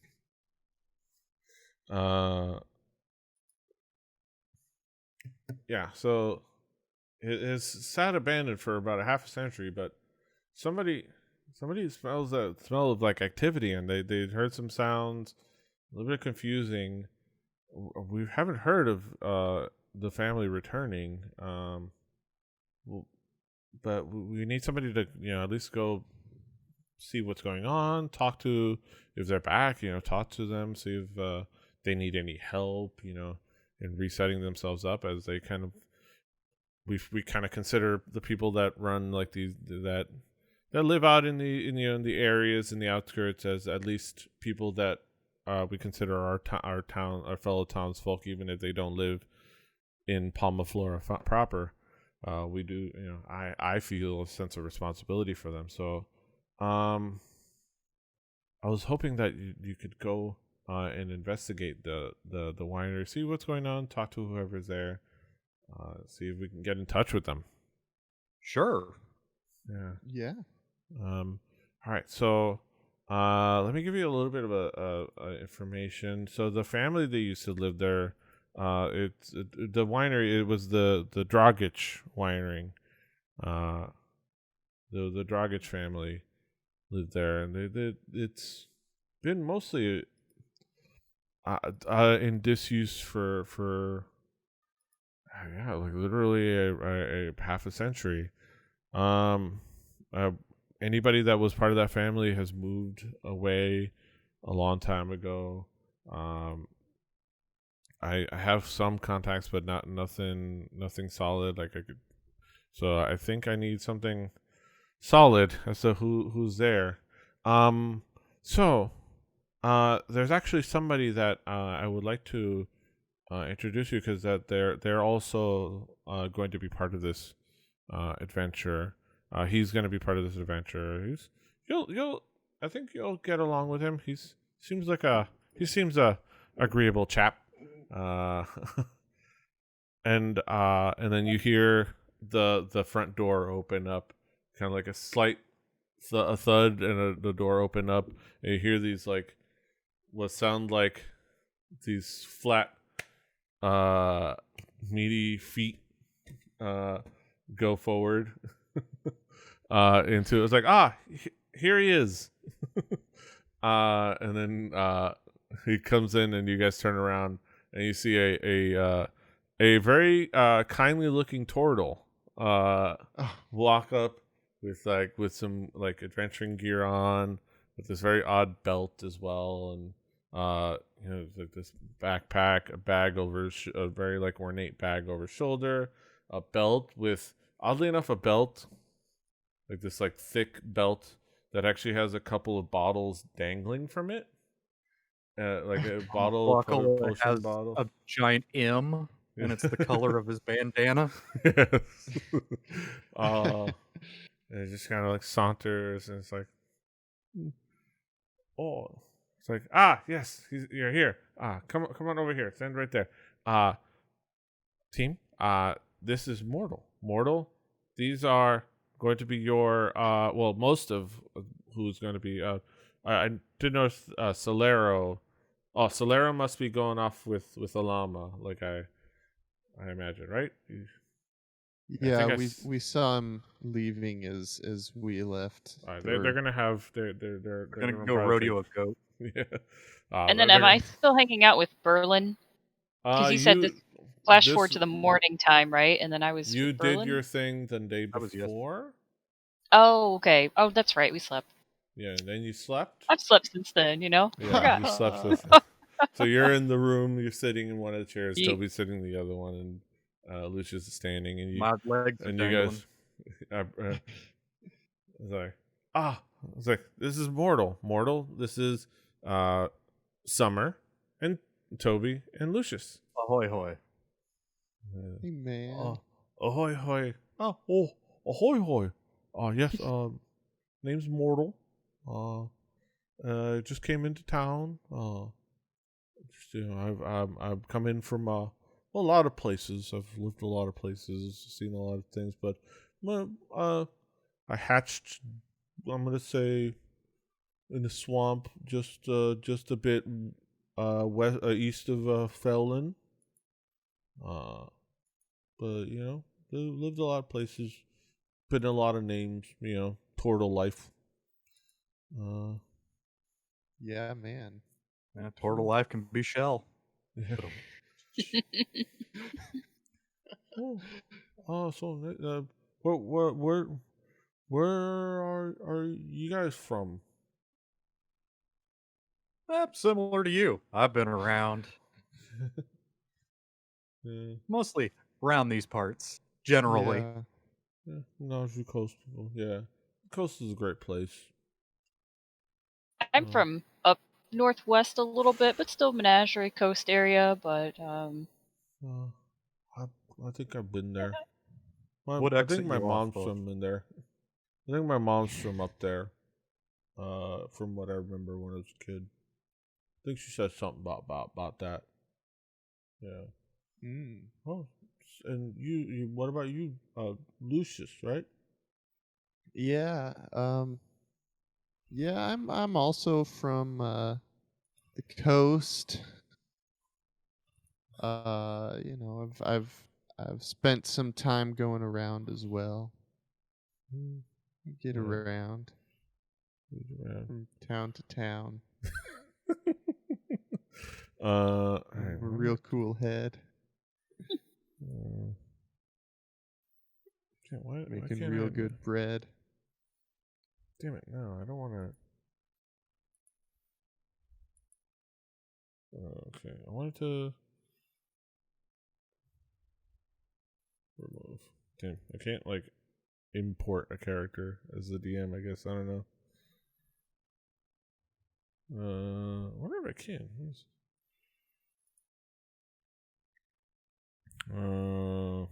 My mortal character. I want to put him to a campaign. I want to put him in the party.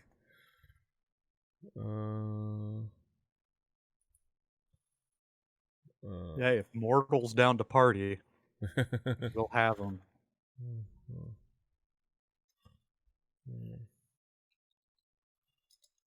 Is he a mortificer?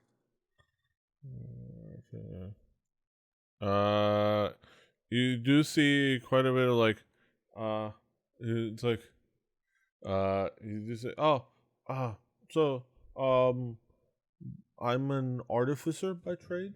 Some people like to call me some people say they made the jokes of a tortificer, which I like.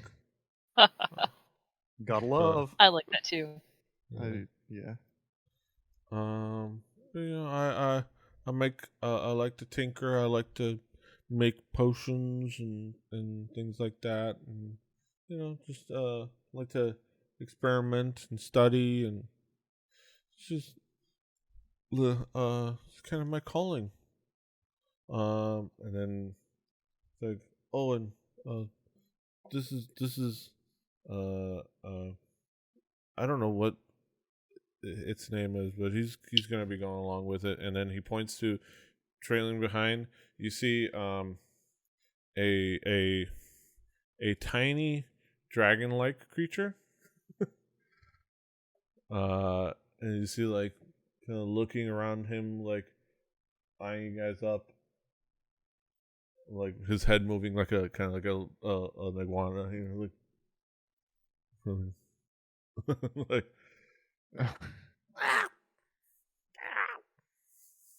Hey Hey, Kind of man. like slinks back. Yeah. So I saved this guy from big spider one time, and he's been stuck with him ever since. Be a pretty big spider. Yeah, he's if you see him, it's like he's a tiny creature. He's a tiny size. So yeah, you can imagine, but it was a big spider. I have never met a spider that would take a thing that is this big down. Just to be fair, in D&D, you on have this earthly realm. yeah, but in Exandria, you can imagine that easily. Lucius has, though. Yeah, I would like to point out for no reason in particular. I ask Mortal, does your little friend have a name? I don't know. Never really thought to give him one. Don't really think a lot about names all that much. I just figured I only know mine because a lot of people, a lot of non-Tortles make a really big deal about knowing them. So I haven't really given him a name or it a name. Well, we have a friend who might have a chat with the fella. We'll see what he calls himself. Yeah. And then the okay. You just pass into the browser. Company with paste seem like. Okay, I wonder if I have to go to the invite link in my campaign.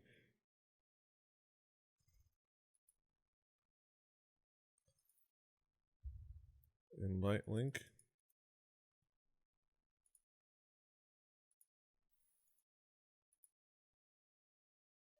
Okay, through the tomes. Yeah.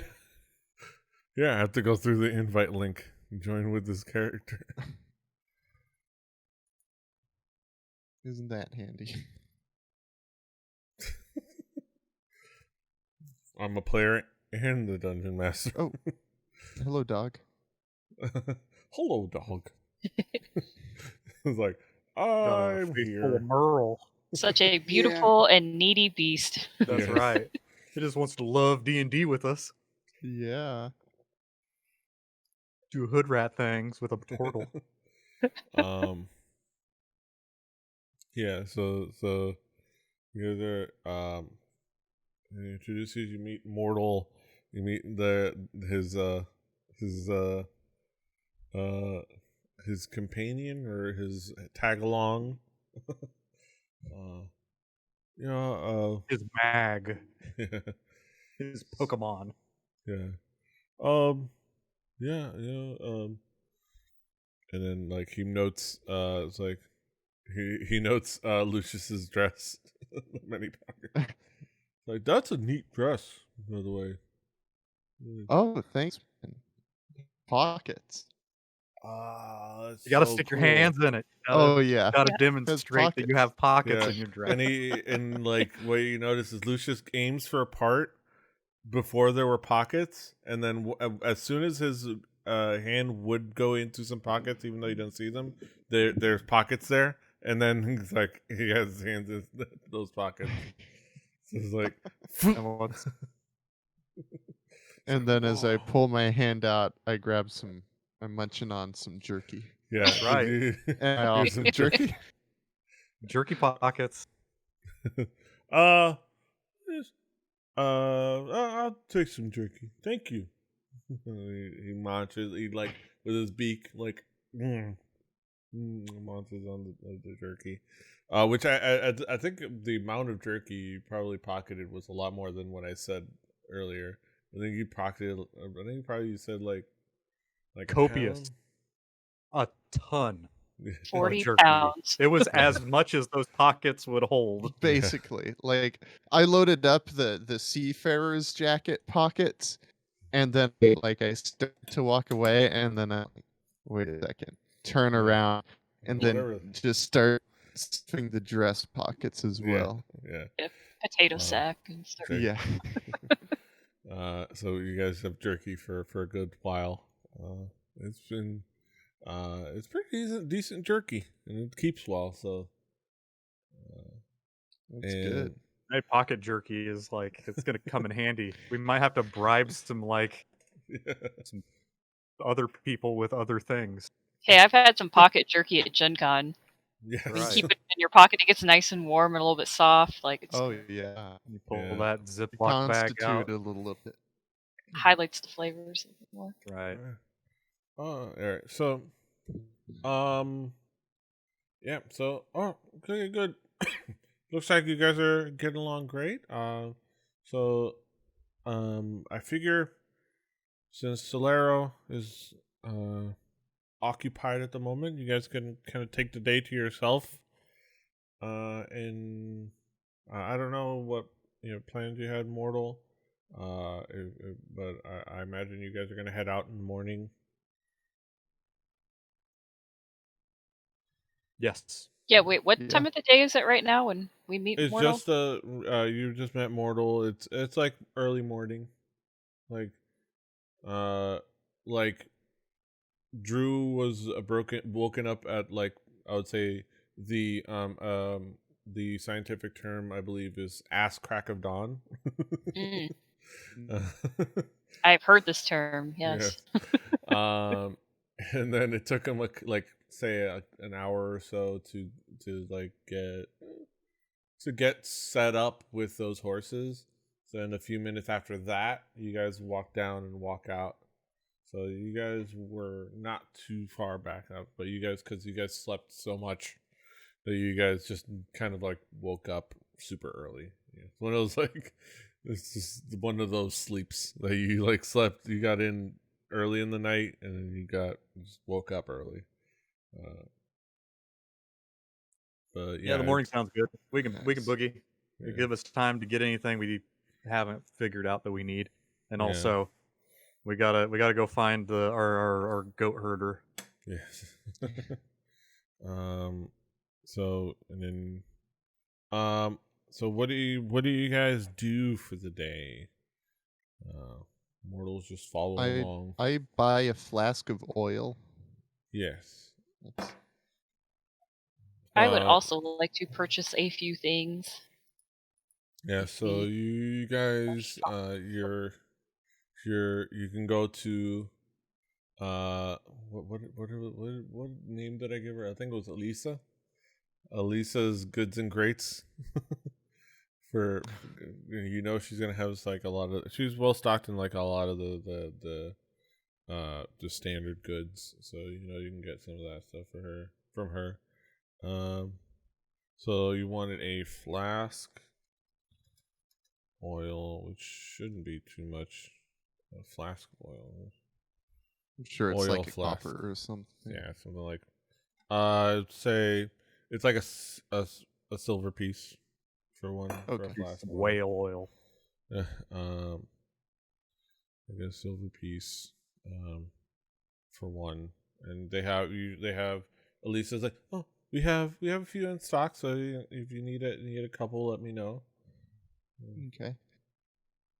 Yeah, so how Does she have? Do you have like an oil can, like a way to, easily apply this oil to tight spaces? This they usually only the spigot on the flask is pretty good for pouring. So we usually the flasks is about as much as we can like acquire, unfortunately. Okay. We can't get big cans, unfortunately, of oil. That usually goes to like the bigger stores. Well, I don't want a can. I want like a needle applicator. Ah, yes. So she kind of gets gets a couple of accessories, and she gets pretty much what you need. Like that helps like guide it a little bit more specifically, rather than like pour it back down. Like an on itself. oiler, like the thing that the Tin Man. Or like a simple like stick that you can attach, and it kind of helps guide it a little bit more specifically. Yeah, What works in a flask. Yeah, kind of like that. Yeah, I guess. Yeah, something on that, and you kind of work together on that, and It's just stuff she had lying around, like extra Yeah. scrap metal that she helps you with that. But it mostly just for ease of use. But it's basically, it doesn't add anything to the stats of the flask. Yeah, no, that's fine. But yeah, you can. It makes it it's a little bit more easy to like put it in. It's you have it set up just so you can like. So how many flasks do you buy of the oil? Oh, just one. Just the one. Okay, so one. Just mark off 1 silver. Any like potions you want to pick up?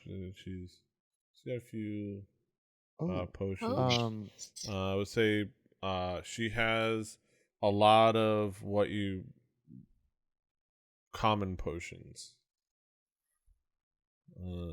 Is health a common potion? she has a few potions of healing. You see like the familiar red bottles, like cure light wounds or healing or not a greater, not a superior. It's just a potion of healing. And if I remember correctly, it's a magical Mountain Dew. Yeah. I gotta open up Dungeon Master's Guide. 50 gold looks like. Yeah, somewhere around there. Is any like Cat's Grace or like any of those kinds of potions floating around? The ability score modifier variety? Just squeeze some of that essence out of me and you'll have it. I mean, I have the ability to do any one of those things to people, but I'd rather have it in drink form. Yeah. I don't think so. Not with her. Go to magic. Get a list of basic potions. I will buy a potion of healing. Yeah. From her. So I think I'm gonna grab a hold of one of those too. So she sells them to each of you. You can each mark off 50 gold. Excellent. Pretty straightforward interaction. Potion. Magic. Okay, items. Magic items. I need to get more. I need to get more bullets for my sling. But and then you ask. I would say. And you ask about the like stat variety. I will say. So she has. She kind of looks around. Oh, okay. So something a little bit more like buffing you up. She stops to think. She looks through her ledger. Oh, we did get something. We did luck into something really good recently. And she looks back, goes back into her stash, and you see she grabs a bottle, and we're really lucky. We never have these kind of potions, but you see the bottle with like transparent liquid, and you see what looks like a very big nail of like a toenail. Ew. And like it's like, so this is a potion of hill giant strength. Yeah, that's a real hill giant nail in there. That's something like this. How much does something like that cost? Let me look up. Let me check the price guide. Let me get my Wizard magazine out. So, I would say, since I like you guys, it's pretty rare, but well, not rare, but it's not very common to find these potions around these parts. We got lucky. Would you say 300 gold? When I would say so. Keep in mind that this is a hill giant strength. When you drink this, your strength changes to your strength goes. You get monumental strength for an hour, more than you can imagine. But it could be huge to have in a battle. And if you kind of describes it, and specifically, it changes your strength to 21 for an hour. But also, 300 gold would be good to be having when I'm not. There is that. You get 6 healing potions.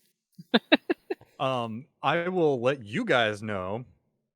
I have the ability to buff. Oh, okay. So, like, Shit. I can't do that, but I can do good enough, and it only costs me time. I like good enough. Yeah. Plus, think also, you seem more strapping than normal, and our friend I've has a always goat, been this strapping. I don't know what you're talking about. and then we've got this tortificer Hi. with his Pokemon. Is Mortal in the shop with us hanging out? Oh, I would Yeah. imagine. He's Oh, just tagging cool. along. He's just hanging out. Like we're a I- party now. He's tagging along, and the small creature is tagging along with him. Oh yeah, that's right. I think I'm good on potions, but I could definitely use some rope. Rope. 'Cause On a I- rope. What on kind? A rope. Hemp, I'll silk? be hanging I- on a I- rope. I donated mine to our last adventure. Yeah. yeah. So. She got rope. She got like regular rope. Let me see. Where's regular Cool. ass She rope? have Isn't silk it in rope. like 50-foot chunks or something? I'm Yeah. You good have with a 100-foot regular- length of silk rope, perhaps. Yeah, silk rope is a good time. 50. There's 50. Yeah, silk rope. Yeah, she's got So- some. She's got She got the hemp and she got like a good stash of like hemp and rope. She's willing to like sell it. Lengths of 50. Kind of has them like wrapped up, ready to kind of like hand over. And she's got silk rope as well. But silk rope is Ooh. an order of magnitude more expensive. 10 which gold is- pieces. So she has less of those, and they're largely identical in like tensile strength and hit points, but they're nicer. But she has tons of hemp and rope depending on how much you need. How much silk rope does she have? She's got a good like barrels worth. It's like, oh, I've got a few barrels worth. If I were to clock it, I've got a couple thousand feet worth, but like in like 50-foot Oh. chunks. So yeah, I Oh, mean, goodness. Only a I have, thousand. but this is what I need to like. Obviously, I've got a lot of people that need rope around this part, so I stock Obviously, it yes. well. And I've got a bunch more hemp and rope. If you several thousand feet's worth. Well, but we're anybody- in a sailing town, I would imagine. Yeah, rope so- is pretty Yeah, handy. that's reasonable. Well, But also keep I'm- in mind, Daisy, like this is out of game. Not only is silk rope like an order of magnitude more expensive, but it's also silk rope is an order of magnitude less heavy. Yes, Yeah. that was part of it. It's yeah. 50% lighter. Yeah. Something like I have I don't have. I the carry a lot of stuff. up, but yeah, I know. That I it's would less like to weight. buy 100 feet of silk rope. Please Nice. do. So yeah, so she sells it, and she says it's 20. You can mark off 20 gold, and she gives you two coils of 50.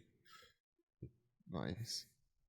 And I'm going to purchase. I 50. suggest, 50. man, you should really think about like keeping these holes. So like, if I wanted to come in here and just buy one length of 100-foot rope, it's something to think about. You're worm a much butt better stuff. businesswoman than I am. You could. Can you marry two pieces of silk? Like me personally, No, Lucius? like Just Yeah, find yeah, a you you are ranger. going for it. I mean, it's I don't know. That's a good question. Yeah. Can you tie them together and it will hold up, right? Like, Can I you mean, tie them to tape the or swing? something? Can you tie them I to mean, and fro? it's woven. I mean, that's what we did Can you tie them to in a bow? Can you swing them to and fro? to get down that cliff, right? We Yeah, just but instead of Yeah. tie them like together. doing a deal, like You have to curious. magically bind them I together. think that something like a mending spell could do it. Yeah, I mean, yeah, out of character, yeah. I have no idea if like how does silk work? I don't know if has anybody ever messed with silk as a material.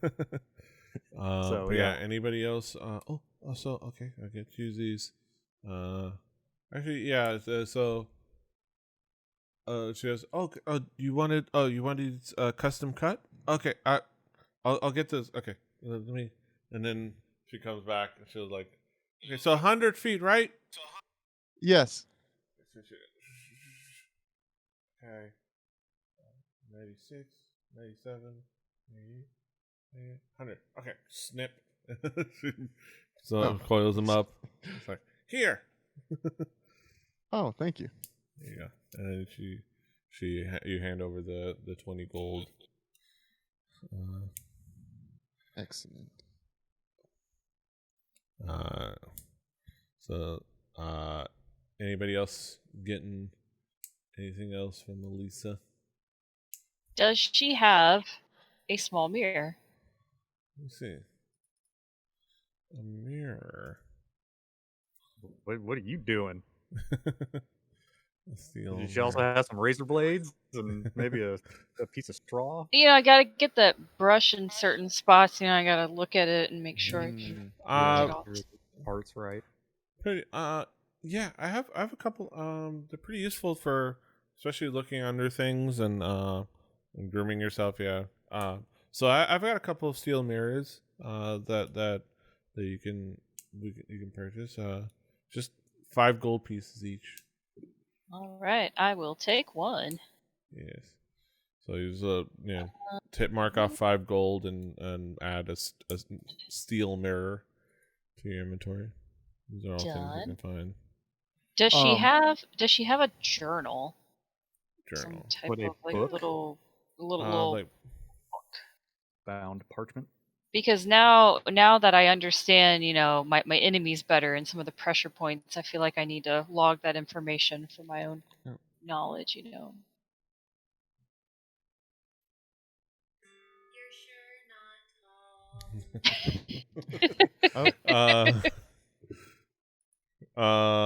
Yeah, so let's see. Book. Book.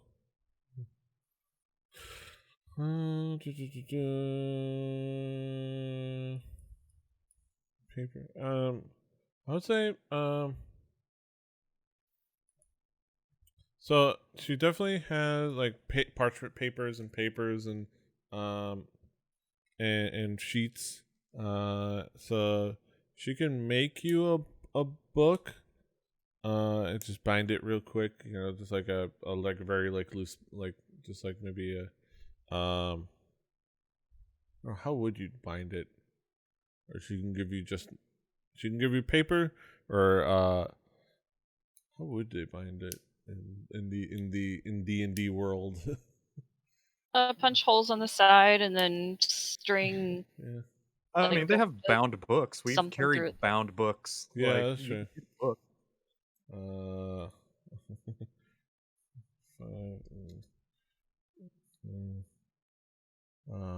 Let's see. I would imagine we are in a civilization where they know how to pulp and make paper and glue. I mean, I would leather be okay with binding. just buying a few sheets of paper.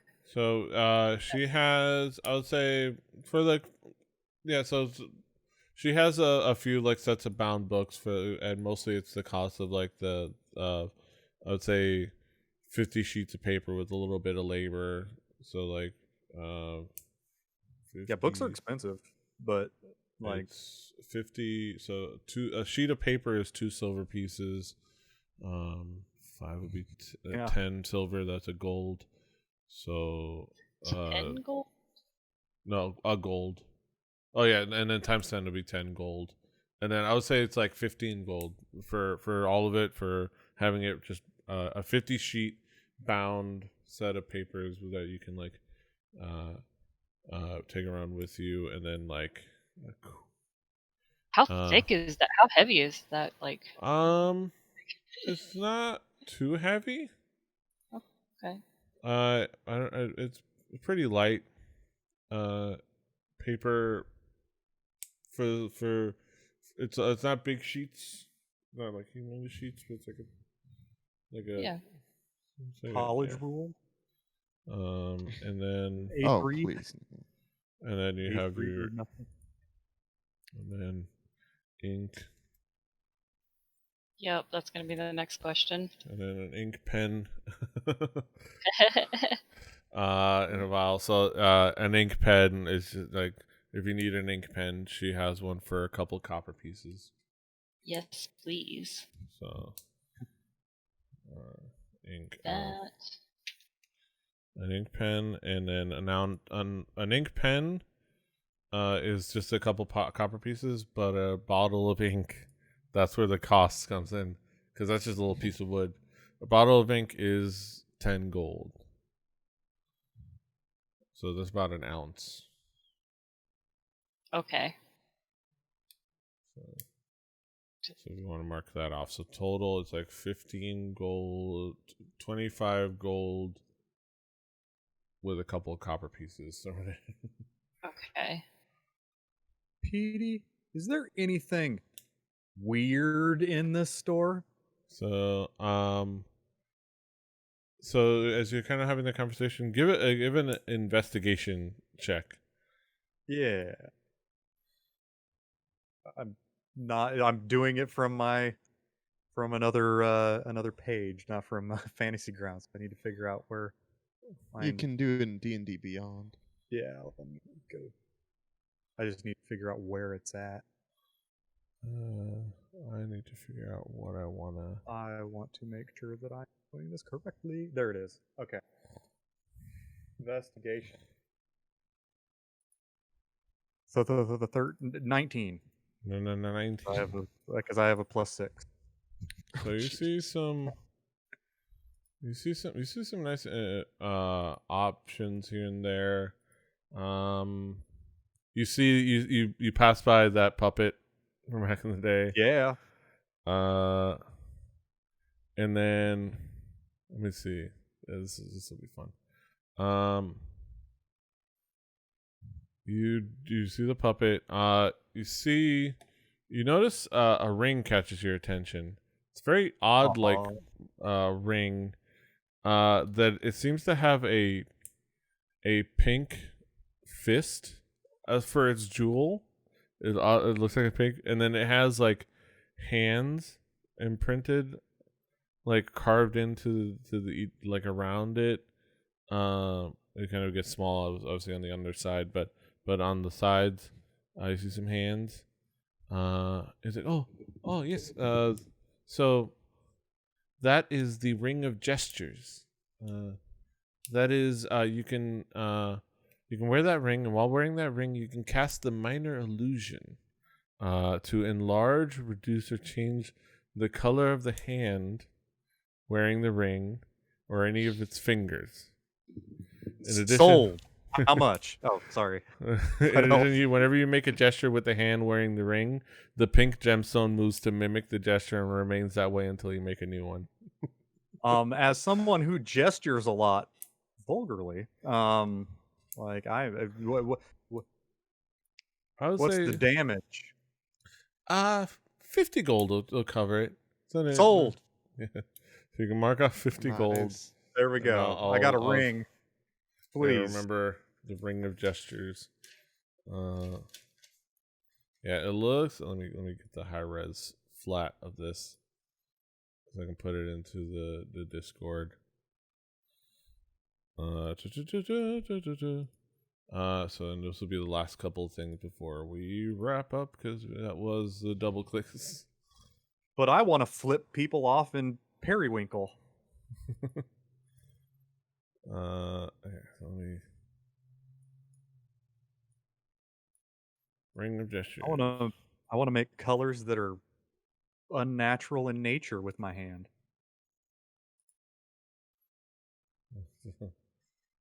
Like Nickelodeon Gap. So it kind of looks like that. You see, it's like that's like ring sized.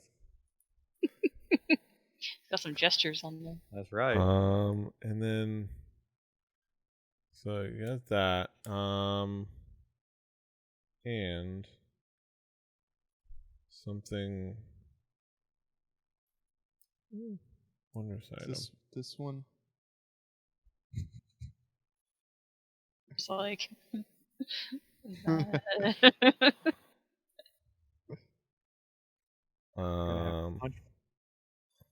Which reminds me.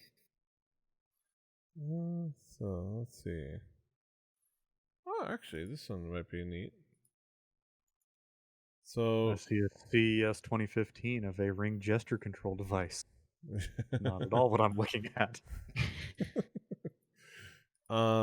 You also notice a kind of like a pocket watch style thing, gold, very nice styled. It's opened up and on display. You notice that at the top there's a loop, and inside there seems to be like a pearl, a very tiny pearl, and on it you don't see any numbers. You see phases of the moon. Like you see like different like circles with like a but look like like different phases of the moon. It's currently edging towards new moon, which is is being accurate to what's happening right now, and you look and it seems to be accurately set to the current moon cycle. It's like, yes, that is the tide turner. It's a timepiece, has a pearl from the lunar sea. At least I think so. That's what the guy sold it to me. He said at the top. Tells you the phase of the moon, time between dawn and dusk, and the time between the high and low tides. While on here is playing. It's pretty neat. It's very useful to kind of way to tell the time and and kind of how to orient yourself. And then you have that.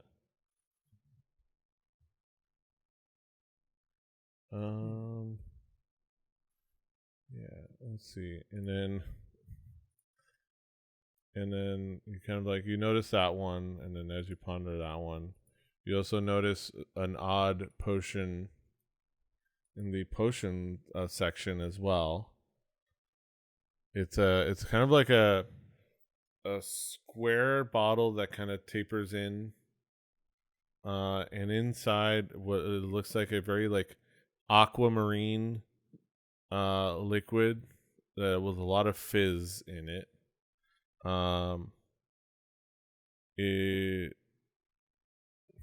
It is, and she has a couple of them, and she just like, oh, those are what we call a gin and tonic, spelled DJINN, and tonic. It's a specialty beverage that we have on hand. It's an alcoholic beverage. It causes a magical wind to kind of like tussle your hair and clothing dramatically for an hour after you drink it. As you can see, there's like a little, and you look at it and you see the bubbling, and there's a bit of mist over the liquid. So I could be the cover art of a Harlequin novel. How much is that? Yeah, So, that sounds like somebody with long hair would want. Some Fabio. It's it's very hard to make, but so it's a little bit but it's pretty common. It's not, but it's a little expensive. It's a nice brew. It's about, I'll say 50 gold for each of them. It's like it's a common potion, and there's a couple of them. Your garden variety prop comedy potion. Man, that's a lot for a a gin and tonic of drama. I would slip that into somebody's drink and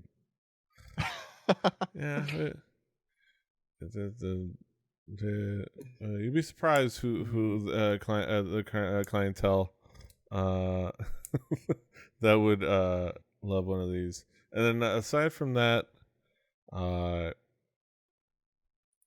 would be it for what you find in there. There's not a lot of other weird stuff. Most of it is just common adventuring equipment, common potions, and your regular ass potions and stuff that you would find.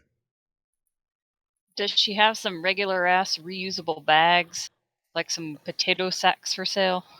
And then, but so at this point, you asked us like, oh, do you have like bags? And it's like, well, you do have some bags here and there. And then, but Mortal kind of pipes up from the back. It's like, well, actually, I kind of, I have here. I went ahead and I've been working on a lot of stuff with my teachings as an artificer, and I went ahead and put together on my own. I have a bag of holding actually. Ooh. So if we need to like carry stuff, we just put it with me. You got any jerky in there? Yep, but what if we find like 500 pounds of jerky? I mean, split it up in multiple bags. Some of that can go in that bag of 500 holding. pounds of jerky. That's a good point. That's just in half case, a cow I just want to let you guys know. Cool. Very Noted. neat, Mortal. Mortal has a bag of holding. Can you make me one of those? Took a lot of time to make it, but I know where we could probably find one eventually. Not too much, not too hard to find them, but we'll probably have to go to a bigger city. That'll probably be in the same shop as my magical musical instrument, and or the person that I will pay to make my musical instrument magic. So. All right. So does Elise have just regular sacks lying around? So like a bag. Let's see. Mortal says he will carry your burdens. Yeah, I know, but what if I want my own bag? I had to type in sack, by the way. I You need don't to get know it to that's- pull up. Oh, okay, yeah. So like regular sack. Common adventuring gear. Common. So yeah, you can get like random like those random sacks that hold about 30 pounds of gear, for a copper piece. I will have one of those. Yeah, and then I'm curious, does she have any empty vials? Yeah, empty vials. Oh yes, I have a few of those. Empty vial. Okay, what? Yeah. Do they not? Wait. Does D&D Beyond not know how to spell the word vial? Oh. VIAL. Yeah. Okay. It pulled up for me. I didn't. I typed in empty for no reason. Oh. Yeah. So she has like a good she has a good stash of them. Because luckily it's It's early in the morning, so she has her stash for the day. But yeah, that's gonna be it's her stash for the next couple of days. So she has like I would say barrels of them there. She kind of like looks through. But yeah, you can have she has quite a few of them. They're each a gold. They have corks. Yeah. Zoom. Okay. All right. Just to make sure I'm getting what I want. Okay. I'm going to purchase 2. I don't need a whole barrel full, but 2 will suffice just fine. She has plenty, so you got a couple, and you mark off 2 gold. All right. You have 2 vials. You can add that to your equipment. I literally had a shopping list, you guys. Like, I came prepared. Like, here's all the That's stuff. awesome. All right. I had exactly one item on my shopping list, and it was oil. Yes. Did anyone so need? as you can see, I was very prepared. Did anyone need like a crowbar or like some lock picking tools? Did I hear that on our last? I think we figured it out, but I don't remember. Yeah, Okay. I searched my pockets once more and found a set of lockpicking tools. Okay. Cool. I'm good except for some bullets, but I'm sure that we can figure that one. Yeah. So, and you don't find it in this shop, but eventually, like you'll find a full. You fill up on your cool rocks, and what's it? Well, they need to be leaded bullet. They're sling ammunition. Ammunition.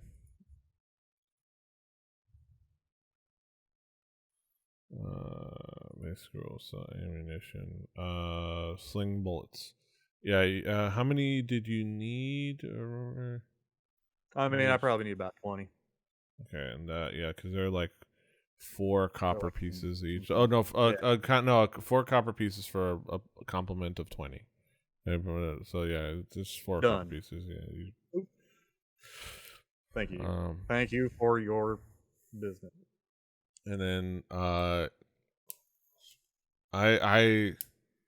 does anybody think to? I don't want to suggest in their head. Please do. Arrows for Cilero since he's not around. He doesn't know how to be a bowyer or fletcher. I don't know enough about Cilero. Missing something. What? Do you buy your own? Do you make your own arrows or do you buy them? I usually buy them. Okay. So we know. Hey guys, remember Cilero doesn't make his arrows. On the mountain. Yes, you're off. Yeah. You're off on the mountain. We're in the store. So they're doing the shopping. So it's like I was telling him, it was like, oh, you should probably get some. You stop to think that you probably should pick up some arrows so that save some work for.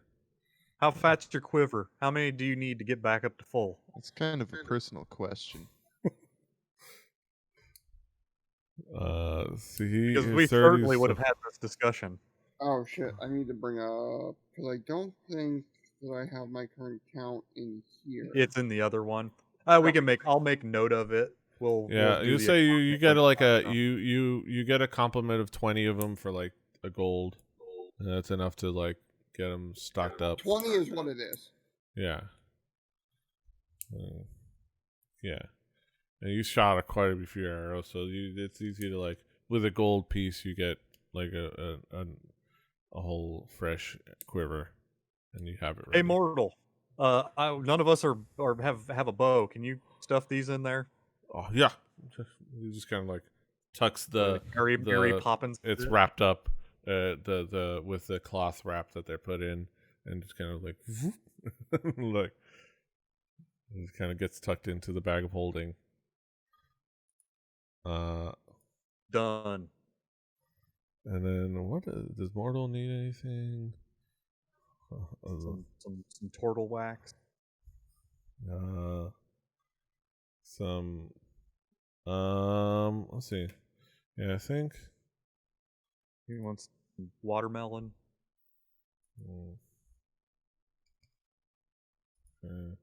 He's not flush with cash, but he has some gold. I think pizza. What would he I think for now I think I will figure out what he might need. Because he has. Yes. Yeah, you notice that. Yeah, I've already got a few potions that I bought from Elisa earlier. It's like, yeah, he came by. He bought a couple healing potions. So he's hopefully those treat you well, Mortal. Noted.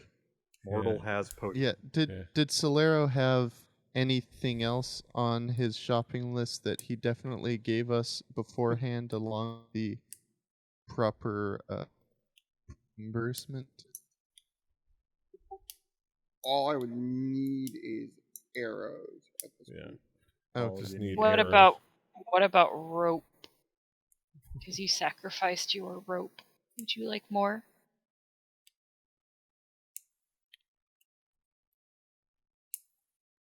We'll buy him some hemp rope whether he wants it or not. Yeah. You guys Probably buy should. some like you guys buy some hemp and rope for what was it? It's like 1 gold for Yeah. 50 1 gold feet, for 50 right? yeah, how much do you guys buy? Get him at least 50. 50? Yeah. That's a Yeah. lot. That's a lot of. We'll hemp say rope. 100. Yeah. Yeah. That Can't And go then- wrong with 100. Well, and I do you guess guys if just you like take need the 200. take the off the rack 50-foot rolls, or do you ask for the custom cut? Snap. We'll do custom cut. I mean, we can always cut it down to 50 if we need it. Yeah, We've done so- enough rigging though, so Yeah. if we have. Yeah, We so can she make a- brings out the 100-foot lengths of rope, and you mark off two. Whoever wants to mark off 2 A gold. double Dankasaur or not. Who wants to take one for Cilero? I mean, I already paid for his arrows. Yeah, I'll do it. Okay. All right. So that's anything else? We did it. Oh. Want to pick up an Archie Comics at the checkout? Maybe a Zero Bar. Any Charleston discussions you guys have before we wrap up? I think I we D&D'd pretty well because boy oh boy, shopping. Yeah, that's always the fun part. That's right. The RPing and the shopping, and then eventually some. What can we get Petey to tell us is available? Yeah. yeah. What can we? And I really should plan for this, but instead of I've got this Excel sheet from Griffin's Saddlebag where I'm like, what looks like D100 roll. yeah. What's available? We've got Yeah, I should these do this. scuba flippers. We've got Yes. this weird metal tube that when you hit a button, light projects out of it. Yeah. All right, and then so you guys do that. Oh, actually, yeah. Are there any thank you, Brett. Are there any like glasses or goggles of night vision? I think Of there dark dang. vision? Do turtles have night vision? Something along those lines.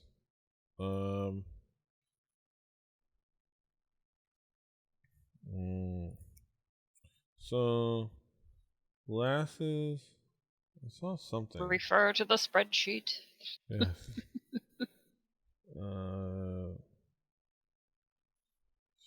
Shimmering. I saw something of oh yeah. I wonder if this is it. If not, I'll just go to the DM, the Dungeon Master Guide.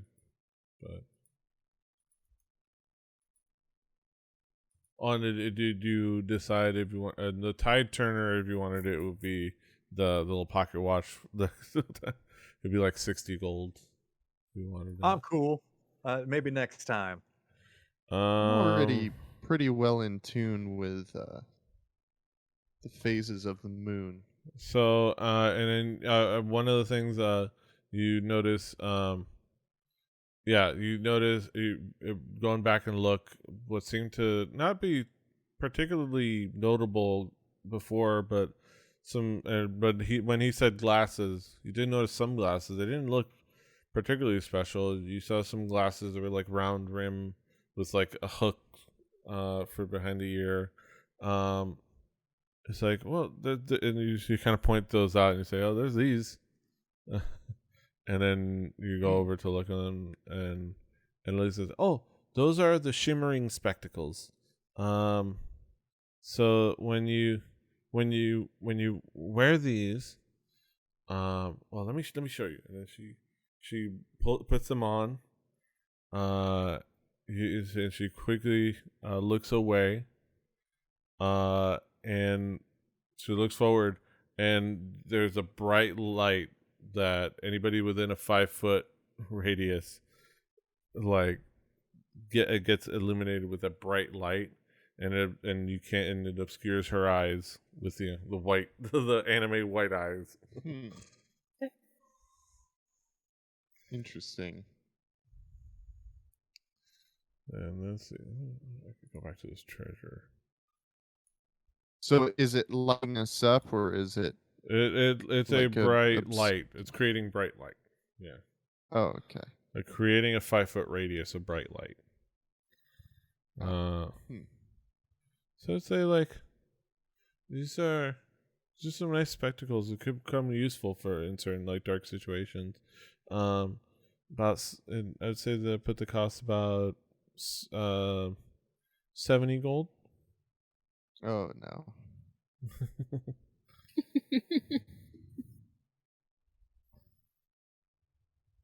No, I think I'll just go with the trusty torch for now. Yeah, these are even common wondrous items have a cost.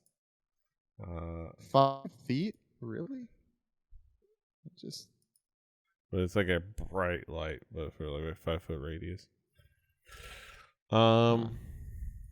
Yeah. Light is funny. Yeah. Is that for like disorienting your enemies or something? For mining. But Is it holy light? Does it kill like zombies and skeletons? Yeah, I mean, it seems on par with like Not the affect magic mine. the magic items you find here. Right. Okay. I mean, we got a tortificer with us, like, Yeah. sure. Yeah. Which I gotta look at his abilities going forward. It's like, Could have tortifacts for us. and then you look and it's like, and he stops the things like, yeah, I mean, I've got a spell I could eventually. I think I can learn how to make light eventually. I've got some ideas. I've got to work on those things, but that's on the plan. That's on the docket to like be able to just like make some light. Okay. Cool. I look forward to seeing that. But it's all I've got it, and he pulls out a big notebook of his own. I've got it all here, and he like looks through, and you see like notes. What to you guys look like chicken scratch, but like he's like he's just it's all notes on all the pages and kind of going on multiple directions.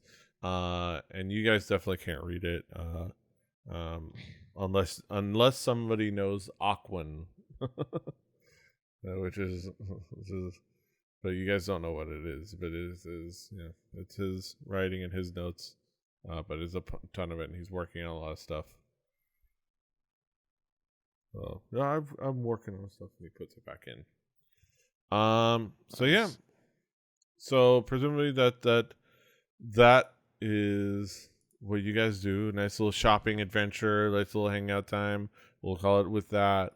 You guys just you finish up the shopping, kind of do what you do throughout your day, your regular like kind of day off activities. The wandering around and hanging out and hanging out at the evening dinner at the respite. Sometime in like the late night, Cilero comes in to the respite, and he walks in alongside Alama, and behind them you see a mountain goat saunter up.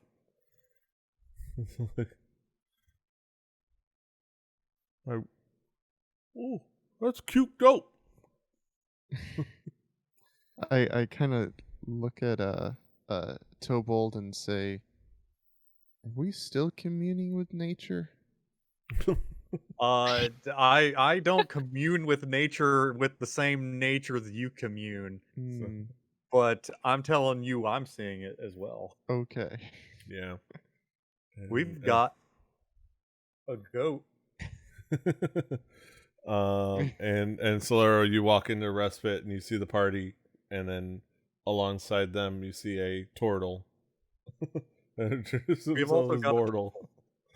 And then you, with the Tortle kind of hanging out to the side of him, you see a small dragon-like creature, which at this point he mentions as a pseudo dragon.